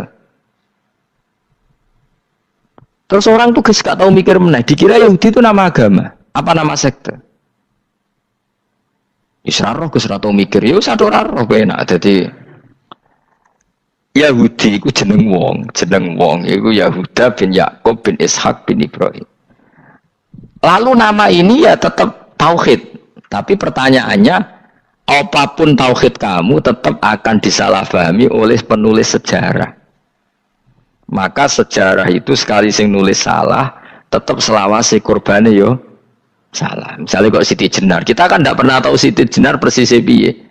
Kabeh nulis misalnya dekne wahdatil wujud, akhirnya dekne tersangka wahdatil wujud manunggaling kawula Gusti. Tapi ada juga penggemar Siti Jenar. Siti Jenar udah diwali, sesuali songo hasud. Barang dipateni wangi, ben ketok elek digenti asu. Dadi sing ketok elek wali songo ning versi penggemar Siti Jenar. Aku lah termasuk turunan Sunan Kudus ning catatan. Iku ya paling mangkel mbek ketoprak. Perkara men kalah mbek Saridin ceritane. Sajane ya mangkel, tapi sing gawe ketoprak iku tau sowan aku. Tak takoki lho kowe gawe ketoprak ngono piye iki mergawe Gus ora ono hubungane bener apa salah ya. Bar sih. Ini gue cerita Saridin kali Sunan Kudus men kalah. Berarti iki buyutku cah ketok ya luwih kondang. Ya sudah seperti itu. Nah, khawatir kita kalau kita sudah ada hafal Quran, ada hafal hadis, nanti orang nulis sejarah itu seenak-enaknya. Makanya senyum sewu kados orang yang tidak ahli sunnah kan gawe film gambarannya Umar nyiksa Sayyidah Fatimah. Akhirnya ada orang yang benci siapa? Umar. Tentu kita nggak percaya itu. Kita lebih percaya kalau Umar sangat menghormati Sayyidah siapa? Fatimah, Sayyidah Aisyah dan sebagainya. Nah, makanya hati-hati baca sejarah itu di sini. Karena ya sudah seperti itu. Dulu kita kerepotan kan memasukkan Kahar Mudzakkir jadi pahlawan apa? Nasional. Karena ada yang cerita ini dulu pernah ikut apa itu dan macam-macam. Kita sering kesulitan melacak sejarah. Oke lah kalau, nah bayangkan kalau itu sejarah Nabi. Agama satu bilang Ibrahim Yahudi, agama satu bilang apa? Nasrani. Tapi Allah itu maha kuasa. Orang itu kalau salah mesti keterujutnya itu elek.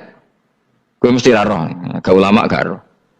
Ketika Nabi debat dengan Yahudi, debat dengan Nasrani, itu debatnya itu lucu. Kanjeng Nabi ditanya, Mat, kamu agamanya ikut siapa? Saya pengikut Ibrahim. Lalu Yahudi itu, padahal pinter-pinter wong Yahudi, kadung bakat cerdas. Tapi musuh-musuh pangeran tetap kalah. Jawabnya Yahudi gini, wah berarti kamu harus hormat saya Muhammad. Kenapa? Kamu ikut siapa agama kamu? Ibrahim. Kan anit tabi millata Ibrahimah Hanifah, millata abikum Ibrahim. Berarti kamu harus hormat saya Muhammad. Kenapa? Karena panutan kamu Ibrahim itu saja pengikut Nasrani. Sing jarang Yahudi orang Ibrahim pengikut Yahudi. Nabi oleh semua nang ngupal. Mergo ketok goblok iki. Dadi kadang wong pinter ketok goblok. Nabi oleh guyu ngene lha ya kok aneh wong Yahuda bin Yakub bin Ishak bin Ibrahim. Tapi padha karo muni Pak Karno pengagum Puan Maharani. Kira-kira gitu cara bahasa Indonesia. Utawa kowe mending ngene lah, Mbah Nur Salim penggemar Hasan Hasan anak kula. Utawa kowe muni Mbah Zubair penggemar Gus Yofur, kan boten mungkin. Utawa Mbah Hasyim penggemar Mbak Yeni. Jadi mereka itu ketucut ngene, Ibrahim itu Yahudi. Padahal sing jenenge Yahudi iku putune Nabi Ibrahim kok Yahuda bin Yakub bin Ishak bin Ibrahim. Mulane terus Quran turun. Quran turun oleh gojlok ngene. Ha antum haula'i hajastum fi ma lakum bi ilm falimatu hajuna fi ma laysa lakum bi ilm. Ini perdebatan sudah tidak fair. Muhammad berdebat secara ilmiah karena dia junior ngaku pengikut Ibrahim. Tapi kamu Yahudi Nasrani pendapat kamu tuh abal-abal. Masa Ibrahim pengikut Musa? Padahal Musa dan Ibrahim dulu Ibrahim. Masa Ibrahim pengikut Yahuda? Padahal Yahuda itu cucunya Ibrahim. Makanya Quran gojloke wama unzalati Tauratu wal Injilu illa mim ba'di. Ya ahlal kitab lima tuhajuna fi Ibrahim wama unzalati Tauratu wal Injilu illa mim ba'di afala taqilun. Jadi ini penting ya, penting dalam sejarah. Tapi santri-santri yang seneng ngaji ini ku ora roh sejarah. Pokoke ngaji mlebu swarga paham ra itu. Kurang hebat ngadepi wong ngaji. Saya itu tidak setuju seperti itu. Oke lah, kalau mlebu swarga lah spek-pekan kok. Tapi mbok yo paham. Tapi ra paham lah sementing mlebu swarga lah iku masalah kowe. Ora tahu kepikiran li ilahi kalimatillah. Aku yo cara kon mlebu swarga mbek kon paham Quran, milih paham Quran sik. Lagi mlebu swarga. Tapi kok ana sida mlebu yo ora mungkin paham Quran bun neraka. Kowe ku aneh-aneh. Maksudnya ketok regani pangeran lah mlebu swarga keren ya mergo paham Quran. Ora kok kowe sementing mlebu. Ora paham lah. Karena ini sudah jadi menjadi perdebatan internasional. Saya itu berkali-kali ikut penelitian, makanya lucunya nasab itu sah. Mereka yang Yahudi kalau ditanya man huwal Yahud, huwa Ishak, huwa Yahuda bin Yakub bin Ishak bin Ibrahim. Terus diomong no Ibrahim pengikut Yahudi itu padha karo tadi kayak kita bilang misalnya Mbak Munawir pengikut Gus Najib. Kan nggak mungkin Pak Karno pengikut Puan Maharani atau Gus Mbak Hasyim pengikut Mbak Yeni atau Mbak Nur Salim bapak saya pengikut Hasan anak saya, kan aneh. Sehingga pangeran oleh gojlok gitu. Ha antum haula'i hajastum fi ma lakum bi ilm.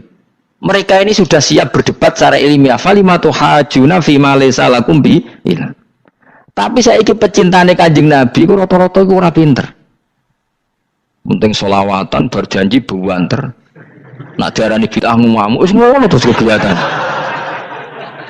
Lah sing diarani bid'ah padha dene wong selawatan iku tareh kok di. Kadang-kadang yo bingung. Wis sama dibak berjanji cara mbok terjemah ngarah diarani bid'ah. Lah bid'ah ning ndi wong walam matam min hamli syahrani ala masyuril aqwalil marwiyatu fiya bil madinati Abu Abdullah, ketika Nabi kandungannya umur 2 bulan bapaknya mati. Terus itu kan tareh. Gara-gara diwaca bahasa Arab terus koyo mantra. Lah akhirnya diarani bid. Sing maca padha ora paham, maksud Allah, ya Allah. As padha dene aku asre besar. Pusing aku mikir tadi.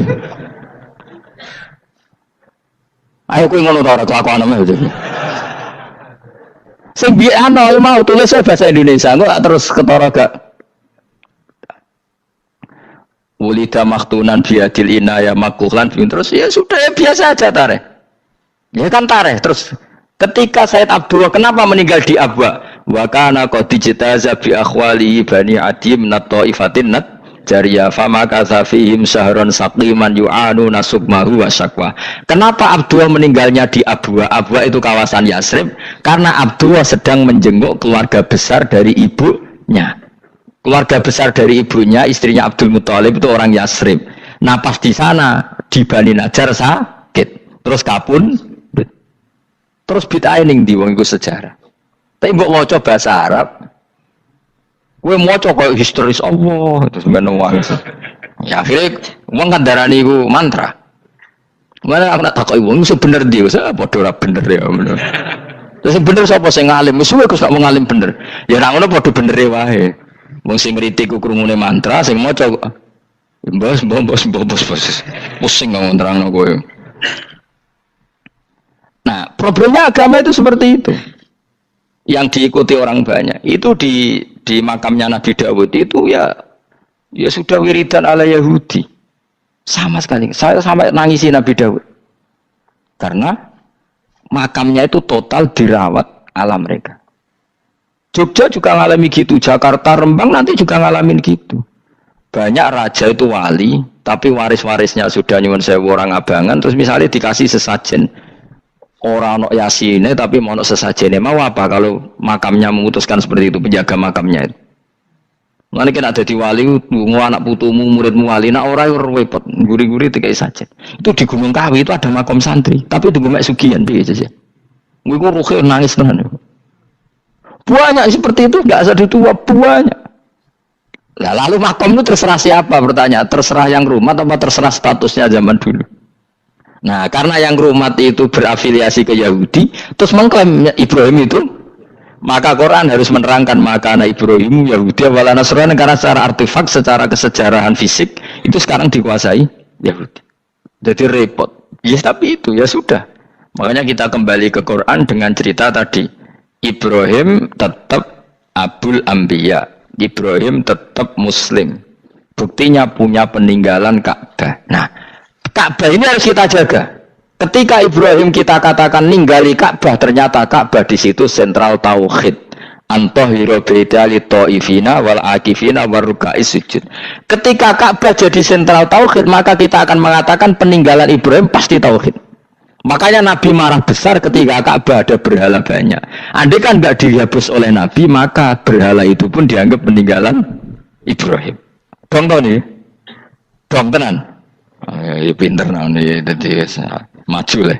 Mulane kowe aja geman ndonga saleh dhewe, ora cukup. Saleh saiki ora cukup, kudu ditopang saleh anakmu, saleh putumu. Apa artinya kita sekarang saleh kalau anak cucu kita tidak saleh? Pasti sejarah dibalik. Dan itu kalau dibalik yang meluruskan siapa coba? Ya coba yang bisa menjawab siapa coba? Misalnya soben terus ya sudah ditulis kacau lah kacau. Saya tidak bisa bayangkan. Makanya Nabi Isa, Quran menjelaskan Nabi Isa sebanyak itu. Karena sudah dikira oleh orang yang salah kalau Isa itu anak Tuhan. Sampai Quran jelaskan Isa itu begini. Soal tidak punya bapak, saya ini Tuhan, kata Allah. Gawe tanpa bapak mbok wae iso ya iku Adam. Kok gawe tanpa bapak kowe geger terus aku mbok bapak iku piye jare pikir. Sampai seperti itu. Karena wis kadung darane keliru. Dadi mau ndak mau Quran kudu nerangno. Ibrahim juga gitu. Wis kadung diaku kubu sebelah nak dekne iku Yahudi. Nasrani yo ngakoni. Akhirnya Nabi debat terbuka. Lah debat ku nek kakuati kudu adu pasut. Lah repote umat Nabi sing ra keramat wis akeh yo repot. Masyhur ada orang Nasrani, orang Yahudi. Ya sudah Muhammad, kalau kita debat ilmiah oke, Anda menang dalam debat ilmiah. Tapi kita buktikan bahwa kita ini agama samawi. Kita debat pakai langit. Sing kalah kena laknat, sing kalah kena adab. Cara Madura sumpah pocong. Nabi yo cari Nabi. Masyhur itu. Faman hajjaka fihi min ba'di ma ja'aka minal ilmi faqul ta'alu nadu abna'ana wa abna'akum wa nisa'ana wa nisa'akum wa anfusana wa anfusakum thumma nabtahil fanaj'al la'natallahi 'alal kadhibin. Nabi dijak mubalah. Oh ya oke, kita mubalah. Nabi nimbali Hasan Husain. Cucu kesayangannya dipanggil Hasan Husain. Putri kesayangannya Sayyidah Fatimah dipanggil. Terus jari Kanjeng Nabi, saya berani adu pasut. Taruhannya saya anak cucu saya. Wong Nasrani mikir, wih, adu pasut anake dijak putune dijak mesti bener e.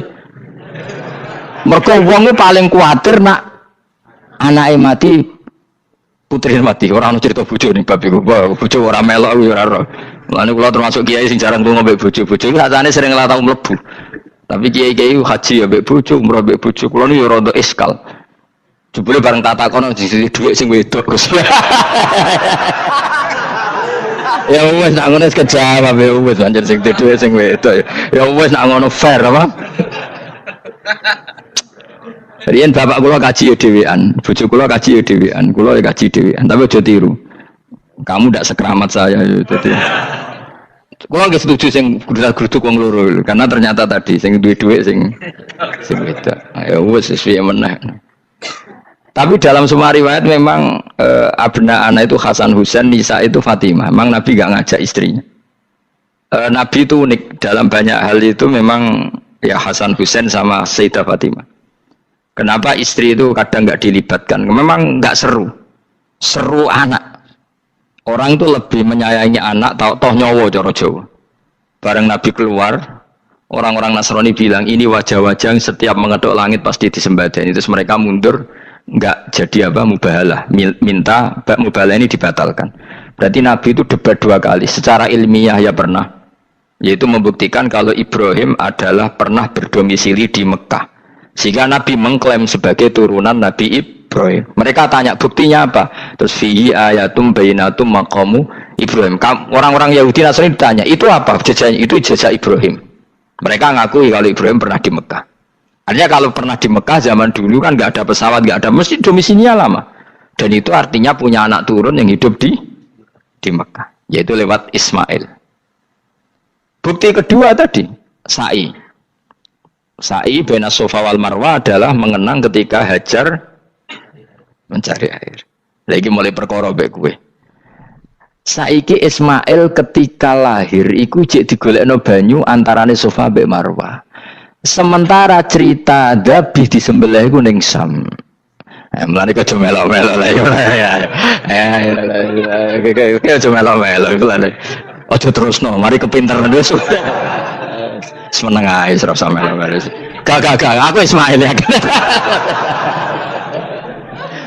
Dilatih pinter kok pintere ra kasil, sombonge tok wis sing kasil dadi gak jeng Ismail. Ismail wis gak. Ketona nerangno gitu. Tapi ki ilmiah. Ben kowe bangga de guru alim ya dadi ki ben roh. Nak gurumu gak main-main. Aku yo krungu-krungu nak kaul aku iku Ishak tapi wis goblok ngono Ismail. Karena waman sadda finnar ora umume wong iku wis repot. Rasa diterusno dadi bukti empirik wis mengarah Ismail iku jelas uripe ning Mekah. Mergo wong Yahudi Nasrani lah ngakoni peristiwa Hajar iku ngakoni. Berarti Ismail urip teng Mekah. Akhirnya Rabi mbek suku Jurhum terus nurono Sayyid Adnan sak teruse sampai tok Kanjeng Nabi Muhammad sallallahu alaihi wasallam. Mulane dibak utawa manakib utawi napa berjanji. Niku pertama sing disebut abtadiul imla bismillah terus wa ba'du fa aqul wa Muhammad bin Abdullah. Kenapa dibak berjanji lah ya. Kenapa nerangkan nasabnya Nabi Muhammad? Karena yang dipertanyakan Muhammad jadi Nabi turunannya siapa? Karena syarat Nabi itu harus turunan Nabi. Makanya berjanji nerangkan wabak tu fa'akul wa Muhammad bin Abdullah bin Abdul Muttalib wasmulu syaibatul hamdi khumitat khisaluhus saniyah. Dan masih terbukti di Ka'bah itu ada pintu namanya pintu Babu Bani Syaibah, yaitu nama lain dari banyak Kanjeng Nabi. Terus diterusnya sampai wa'adnanu bila raibin intadzawil ulumin nasabiyah ila dzabihi Ismail. Itu partaimu. Mereka berjanjilah darani dzabihu Ismail. Alhamdulillah jadi terus kowe menang. Kenapa?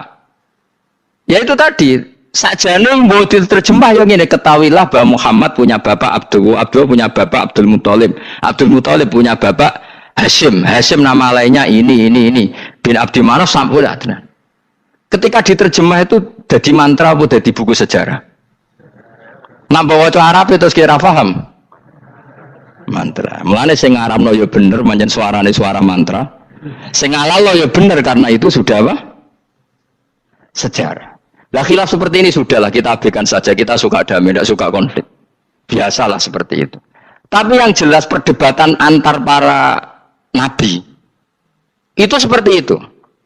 Akhirnya Nabi Muhammad ngurusno itu. Bukti Ismail itu pernah hidup di Mekah, adalah lahirnya di sini, pernah mengalami peristiwa ini. Dan sisa-sisa Ibrahim ada fihi ayatum bayinatum maqamu Ibrahim, yaitu batu yang pernah diinjak Nabi Ibrahim. Nah kenapa itu mesti Ibrahim? Karena nak wong biasa gak mungkin nginjak batu kok sampai bekas. Jajal kowe nginjak nganti bolak-balik. Itu mukjizat, wong batu diinjak kok bekas.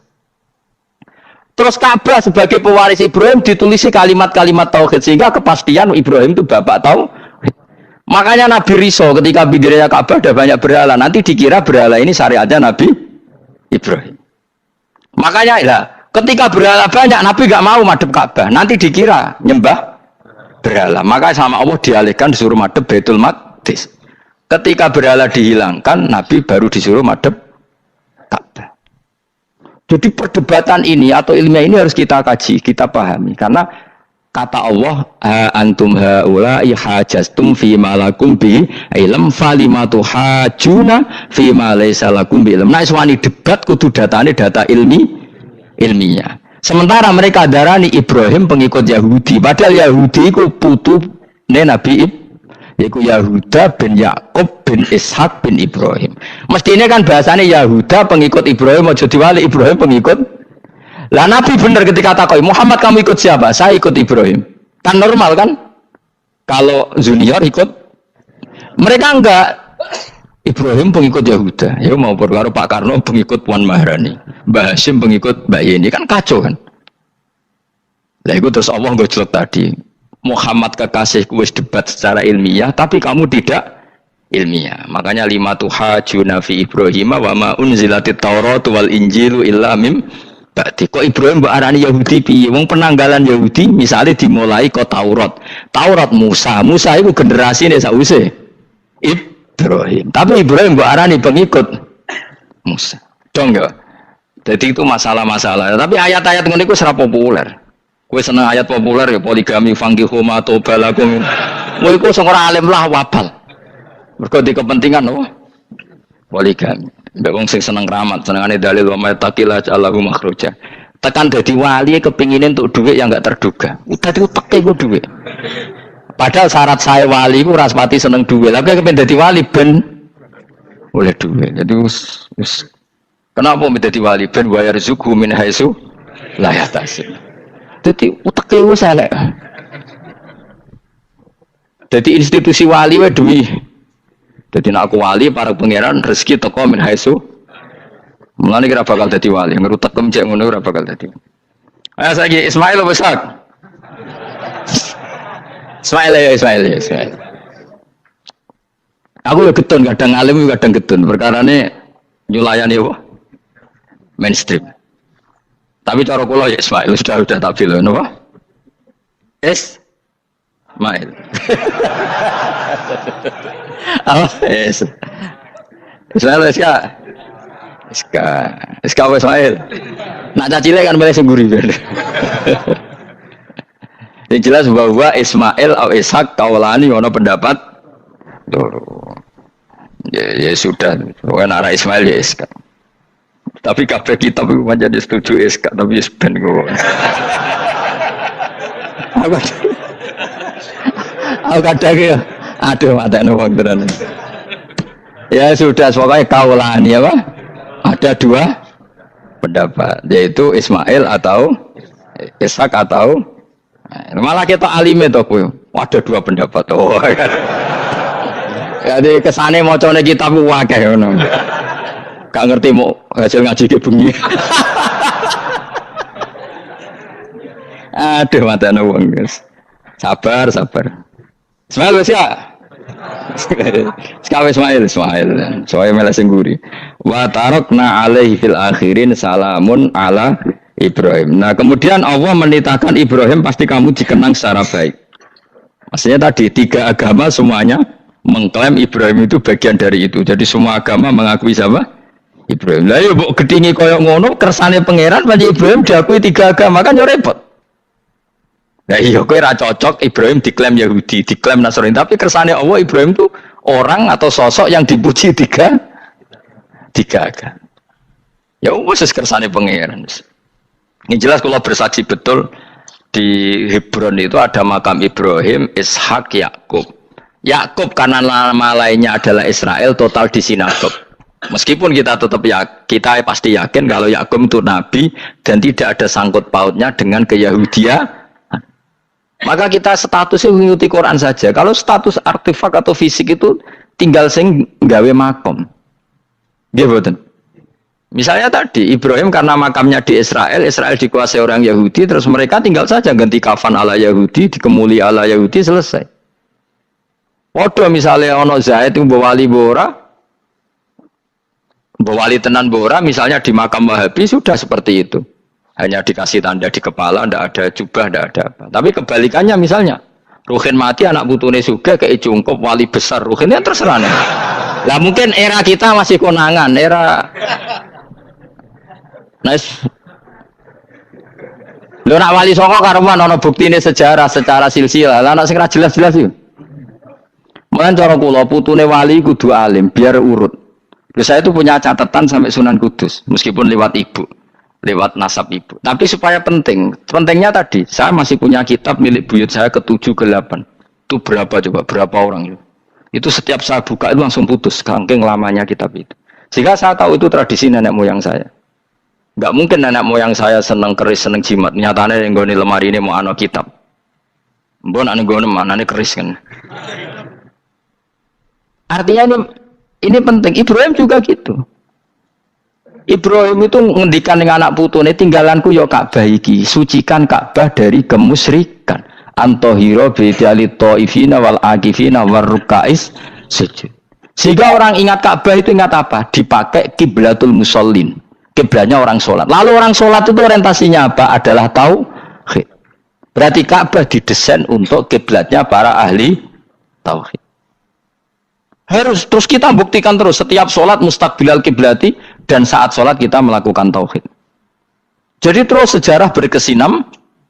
Tapi andaikan sejarah pelakunya salah ketika Ka'bah dikuasai Abu Jahal, Abu Lahab, kemudian didesain pinggirnya Al-Ata dan Uz, maka seakan-akan Ka'bah jadi sentral kemusyrikan.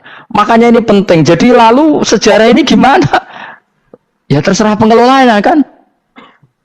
Mulane wali urip iku mesti didongakno wali mati. Mergo sing iso njaga khazanah iku wali urip.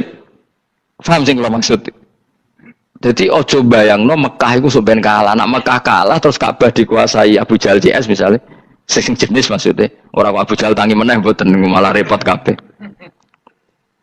Nah di sini ini pentingnya Quran. Alhamdulillah wong Islam diwarisi oleh Allah Quran, kitab la yatabaddal wa la yataghayyar. Kitab yang enggak akan rubah, yang enggak ada matinya. Sehingga suatu saat misalnya Ka'bah kok pinggirnya berhala, kita tetap nganggep itu tradisi yang salah. Mergo sing jenenge Ka'bah iku antahira bidali taifina wal akifina war rukais sujud. Ka'bah adalah tempat yang harus steril dari salah guna, dinggo kemus. Jadi barokah Quran sebagai teks yang enggak hilang, kalau suatu saat ada perubahan tidak seperti yang kita saksikan sekarang, kita ngikuti Quran. Misalnya Ibrahim, senajan to makamnya di sinagog misalnya, Yakub makamnya di sinagog, kita tetap yakin mereka adalah ahli tauhid. Nabi Dawud yang diklaim sebagai King Dawud, King David, makamnya di Israel, terus diatributi ala Yahudi, kita tetap yakin huwa nabiyun, beliau adalah nabi, beragama tauhid. Berdasar apa? Ya berdasar penjelasan Al-Quran. Kalau berdasar empirik artifak ya terserah yang bikin. Dan ini ya.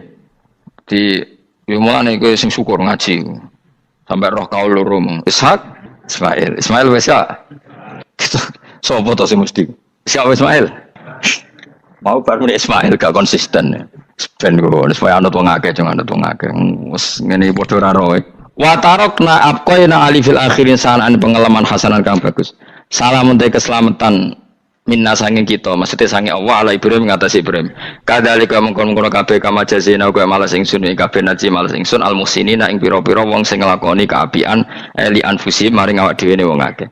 Jadi orang dimulai melakukan kebaikan pada dirinya sendiri. Kalau dia baik pasti apa? Orang lain merasa kebaikan Nah, misalnya kayak apik mesti kepengen sedekah, orang lain yang untung. Kamu baik pasti ingin menyebarkan kebaikan, orang lain pasti untung. Inna usataman Ibrahim iku min ibadina al mukminin. Saking kira-kira kaula ingsun al mukminina kang mukmin kabeh. Wa basyarnahu. Lan ngekei berita gembira ingsun ku ing Ibrahim bi Ishaq kelawan tak kaya anak Ishak. Ustudillah dikai dalil apa bidzalika klan do Ishaq ala anadzabiha ing atase sak temene sing disembelih ku wiruhul yani Ishaq. Lho dadi ana kaul sing darani pokoke ora Ishaq. Ora Ishaq sapa? Ya Ismail.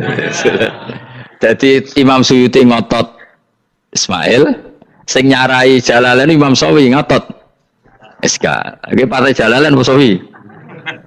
Lu Jalalain kaose kadung kaos Jalalain dulu. Yes pokoknya Nara Ibrahim kan agak Ismail ya. Iska tidak mungkin yang lain iku wae sing ngono kok ribet. Sing jelas niku ana sing disembelih. Jenenge Nara Ibrahim, sapa? Ishak, Ismail. Sing nyembelih jelas Ibrahim, nanti ku jelas. Aduh. Repot. Dadi wong alim dadak. Kula nate maca mobil mangkal nganti saiki. Susah dadi wong waras, tangan-tangan kok. Ya ono bener e. Lah wong gendeng ora tau mikir. Dadi aku tahu dendam mbek tulisane mobil mesti tok-tok. Gelem ra gelem kan maca ning ngarepe. Susah dadi wong waras. Aku pertama eskal. Niku waras kok susah. Tanganan iya wong gendeng kan gak tau mikir. Mulane kena susah berarti waras. Nak ora tau mikir berarti. Jadi mau nak roh khilaf berarti wong alim. Nak ora roh khilaf berarti wong orang alim. Saiki wis roh khilaf berarti alim. Ya sudah. Masa Rasulullah jadi nabi itu 23 tahun. Terus sampean ingin ngaji paham dalam 1 jam, itu keangkuhan menurut saya. Jadi Rasulullah itu jadi nabi itu 23 tahun. Tapi orang ingin memahami Islam, nyewa kiai, diatur lagi itu kalau nggak pernah sepuh itu dosa, itu jelas itu. Itu 1 jam ingin paham. Saya punya sekian cerita ini Maulidur Rasul Shallallahu Alaihi Wasallam. Itu dulu zaman Nabi itu ada ayat yang Jibril jauh-jauh dari langit turun ke bumi hanya membawa 1 kalimat. Sehingga syarat seorang mufassir itu termasuk tahu pertanyaan kalimat apa yang hanya 1 diturunkan Jibril, yaitu kalimat minal fajr. Jadi dulu awal-awal Islam itu ada ayat kamu makan wakulu washrobu hatta yatabayyana lakumul khaytul abyadu minal khaytil aswad. Jadi kalau malam puasa itu orang boleh makan selagi melihat benang putih sama benang hitam itu belum kelihatan. Tapi kalau sudah kelihatan mana yang hitam, mana yang putih, berarti otomatis imsak. Itu sahabat entah saking lugunya, itu ya benar-benar pasang benang hitam sama putih, dia makan. Nanti 1 jam dari makan misalnya diintip lagi, kok belum kelihatan makan lagi. Mungkin yang istrinya cantik ya kumpul istrinya lagi, kalau tidak cantik ya sudah tidak usah mungkin. Sampai itu jadi perilaku sahabat berhari-hari. Ketika dilaporkan ke Rasulullah, Rasulullah itu tertawa-tawa. Kok ada begitu? Baru Jibril datang menerangkan minal fajr. Jadi benang hitam artinya masih malam, benang putih maknanya sudah fajar shadiq. Itu lama sekali. Saya terus mau cerita tentang sanad ilmu. Jadi Nabi itu 23 tahun. Dan itu tidak gampang, ada fasenya.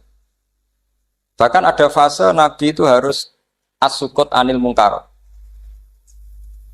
As-sukut anil mungkarat itu diilmoni oleh pakar-pakar usul fikih. Apakah as-sukut anil mungkarat itu berarti mengekrori kemungkaran? Apa takhirul bayan?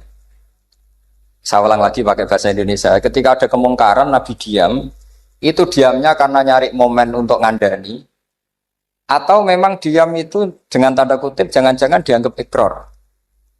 Makanya ulama usul fikih itu berdebat. Diamnya Nabi ketika melihat kemungkaran di awal Islam itu karena ada ma huwa aham, ada yang lebih penting yaitu menerangkan tauhid.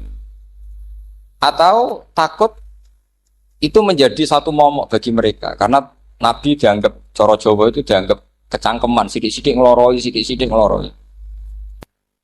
Nah, perdebatan ulama dalam seperti ini itu penting sekali karena nanti menjadi satu rumus ilmu. Saya berkali-kali berpikir gini, misalnya Anda punya keponakan atau punya anak pacaran. Ada Pak D yang keras sekali, mesti marah.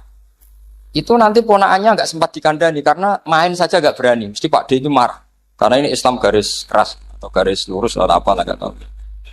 Pokoknya punya garis. Terus ada kelompok Islam yang nggak punya garis, ya nggak punya karakter. Ponakane pacaran ya santai, malah kenalan pacare ponakane. Cantile kuliah podo, sehingga ponakannya merasa terjustifikasi. Berarti pacaran nggak apa-apa, wong paman saya nggak marah. Natijahnya pasti sama. Yang terlalu mudahanah, yang terlalu baik, hasilnya tidak didik sama sekali. Karena seakan-akan mengakui bahwa itu tidak apa-apa. Yang keras sekali hasilnya juga sama, nggak didik sama sekali karena dolan we rawani, kapan didiknya? Nah kira-kira seperti itu. Yang nggak mau berteman sama orang-orang maksiat juga hasilnya sama, meskipun atas nama kebenaran. Aku mau kancan nang maksiat, ngotori. Hasilnya sama, nggak mau mendidik. Tapi yang mau ngancani juga bahaya kalau terlalu keseringan karena jute aku kenal kiai iki ratu diloroi, berarti gak popo kan gitu. Nah ini PR besar dalam umat Rasulullah Shallallahu Alaihi Wasallam. Tadi saya diceritani Mbah Jamal berjuangnya di sini, nata dari kampung yang macam-macam menjadi kampung baik. Dulu saya duki di Lasem ya gitu. Mbah Mun dulu ya sarang dihimpit 2 kampung yang masalah. Tapi lama-lama terus jadi kampung yang baik lewat tarbiyah, luar biasa.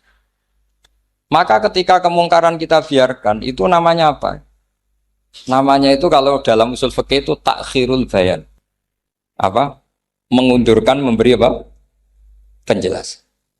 Karena sekali tidak dengan definisi ini, nanti takutnya dianggap al-iqrar alal mungkar, dianggap ngakui kemungkar. Nah, saya termasuk orang yang sangat usuli ya, sangat memahami Quran, hadis itu cara disiplin ilmu usul fikih. Nah, kenapa itu satu keharusan begini logikanya? Saya ulang lagi, Nabi jadi Nabi itu 23 apa? Itu yang menyokong beliau jadi Nabi itu orang Nasrani dan orang Yahudi. Karena itu satu-satunya perangkat yang harus dipakai. NU belum ada, sama nggak usah GR bela Nabi, NU pas itu belum ada. Maulid Nabi itu yang kangelan tuh Abu Lahab, bukan pengurus NU. Sampai sekarang dalil Maulid itu masih pakai Abu Lahab. Jadi ini ya NU itu termasuk organisasi yang luar biasa. Abu Lahab ya jadi dalil. Jadi Abu Lahab dengar kalau iparnya, Abu Lahab itu iparnya Aminah, iparnya Sayyidah siapa?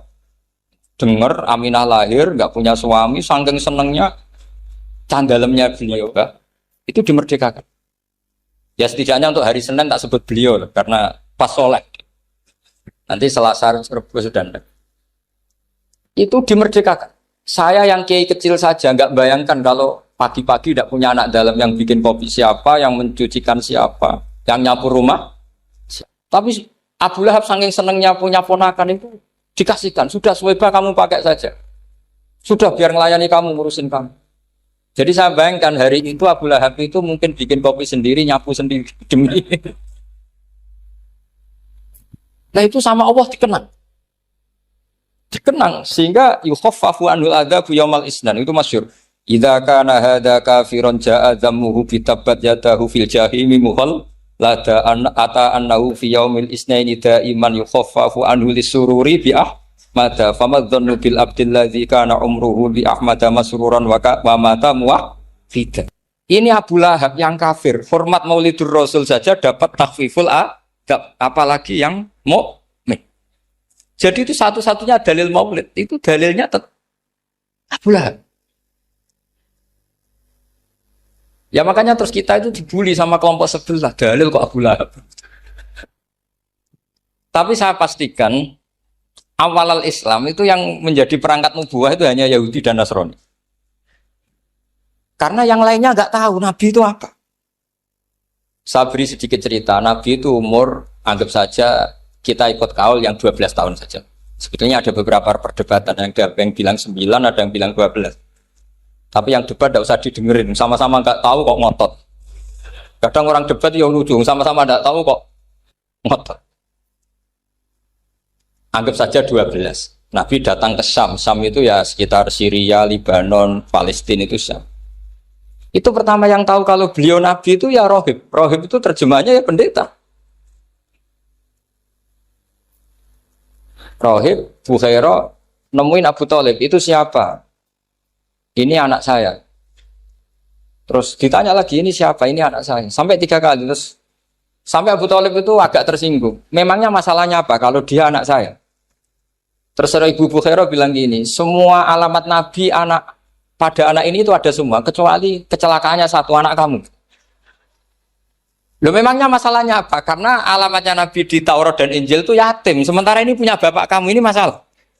Jadi dilihat macanya sudah memenuhi kriteria, semua memenuhi kriteria, kecuali satu, karena punya bapak Abu. Akhirnya Abu Thalib ngaku, ndak, ini dah anak saya, ponakan saya. Akhirnya diketahui kalau ini benar-benar calon. Pertama yang tahu siapa? Pendeta. Karena yang punya khazanah kitab samawi itu ya para orang Nasrani dan Yahudi. Sehingga Al-Quran meskipun pada akhirnya ngeritik Yahudi Nasrani, diarahkan Yahudi dan Nasrani. Karena satu-satunya yang masih punya kitab samawi itu Yahudi dan Nasrani. Meskipun sebagiannya sudah dirubah-rubah. Alamat pertama itu seperti yang diceritakan di Berjanji Afi, Ainaihikum, matanya dilihat. Terus perlakuan pohon. Saya pernah di pohon itu, pohon nubuah. Itu umurnya ribuan tahun.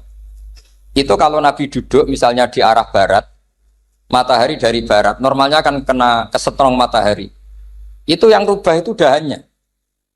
Jadi Nabi itu orangnya lugu, duduk aja nggak mau mikir. Memang syaratnya Nabi itu nggak boleh mikir, harus ummi. Ummi itu lugu. Nggak boleh Nabi mikir besok makan apa, terus jabat apa, itu nggak boleh. Itu udah Nabi itu, maklar itu. Nabi itu nggak boleh mikir. Makanya Quran nyifati Nabi itu makun tata drimal kita bualal iman. Kamu itu tidak tahu kitab itu apa, iman itu apa. Jika Nabi itu nggak bisa jumpa pers, nggak bisa. Nabi kok memaklumatkan wah saya tadi malu, nggak bisa. Nabi itu justru bagus keliru pertama jadi Nabi. Nabi pertama ketemu Jibril itu dikira malakul maut, dia lari ketakutan. Zamiluni Khotijah, saya ini takut, itu tadi ada malakul maut, saya takut. Sama Khotijah dikemulin. Jadi Nabi itu nggak tahu kalau itu malaikat siapa? Jibril. Jibril nggak bisa dia kenalan nggak di seminar. Ini malaikat Jibril pernah kuliah di sini, nggak bisa seperti itu. Jibril itu ya aneh. Pertama ketemu Nabi, Iqra ya Muhammad, kamu harus baca ini. Kata Nabi, Nabi Qur'an, saya tidak bisa baca. Harus bisa. Dipaksa sampai 3 kali. Nabi tetap jawab, saya tidak bisa baca. Terus kata Nabi kenangnya, Tony, saya didekap. Kamu harus bisa baca. Setelah baca dilepas, Nabi lari pulang. Pulang terus bilang ke istrinya Zamiluni. Ini secara nahwu agak aneh karena mukhotobahnya perempuan satu, harusnya Zamilini. Kalau untuk perempuan harusnya idribi ya, unsuri gitu. Tapi karena Khadijah dihitung ahl itu keluarga, maka Nabi pakai khitab mudzakkar jamak Zamiluni. Jadi Nabi nggak tahu kalau pertama jadi. Karena syaratnya Nabi harus ummi. Justru karena ummi itu orisinil, semua yang dikatakan Nabi pasti dari wahyu. Nanti Nabi sampaian mikir, saya besok ngomong apa ya supaya orang tertarik. Makanya kamu gak akan jadi Nabi. Selain sudah ditutup juga bahaya ini karena tadi.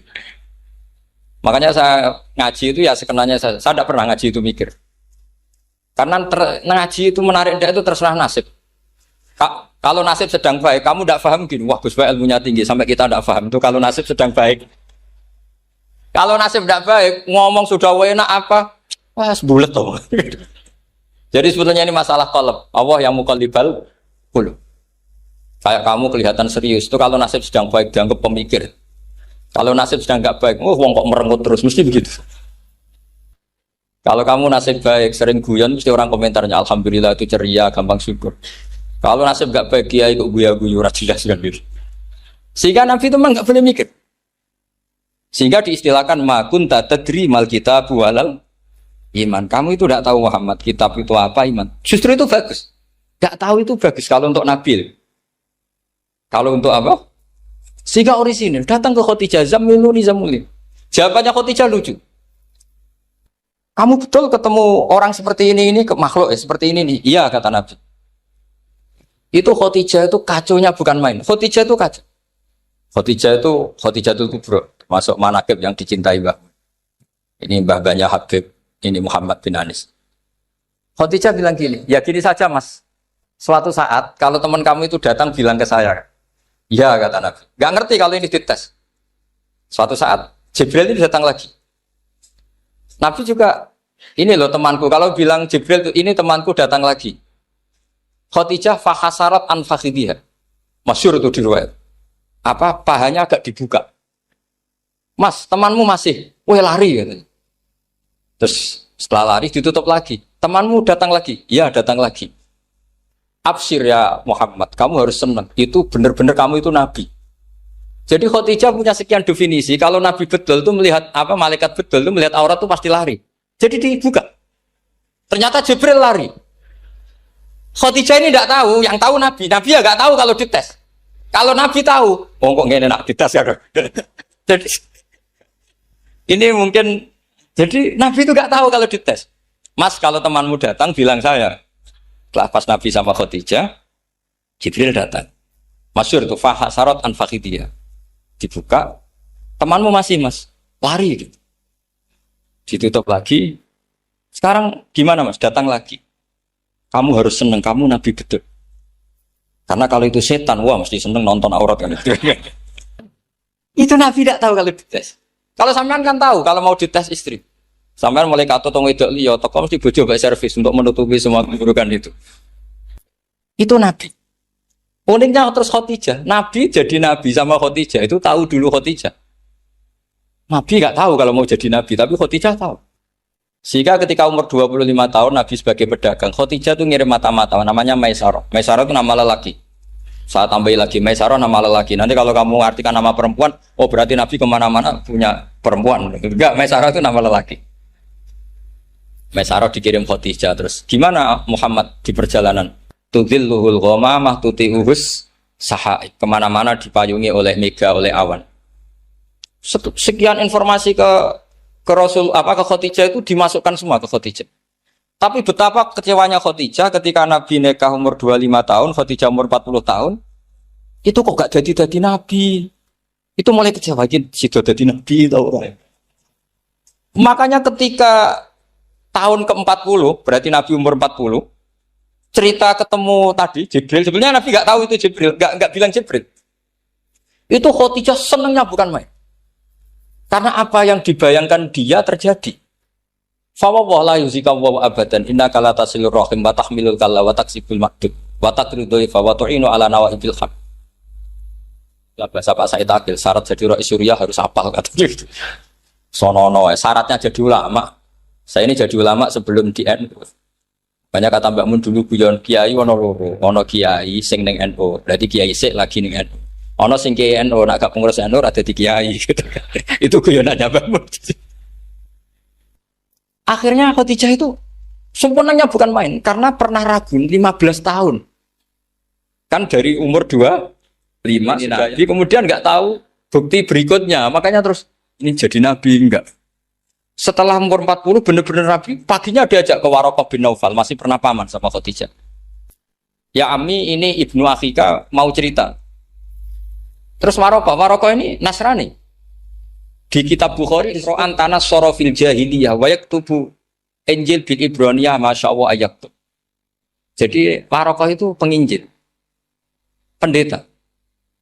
Tapi nanti loh, kamu jangan salah paham. Terus kayak pendeta sekarang ada periode di mana Injil masih asli dan ada periode ini yang sudah muharraf.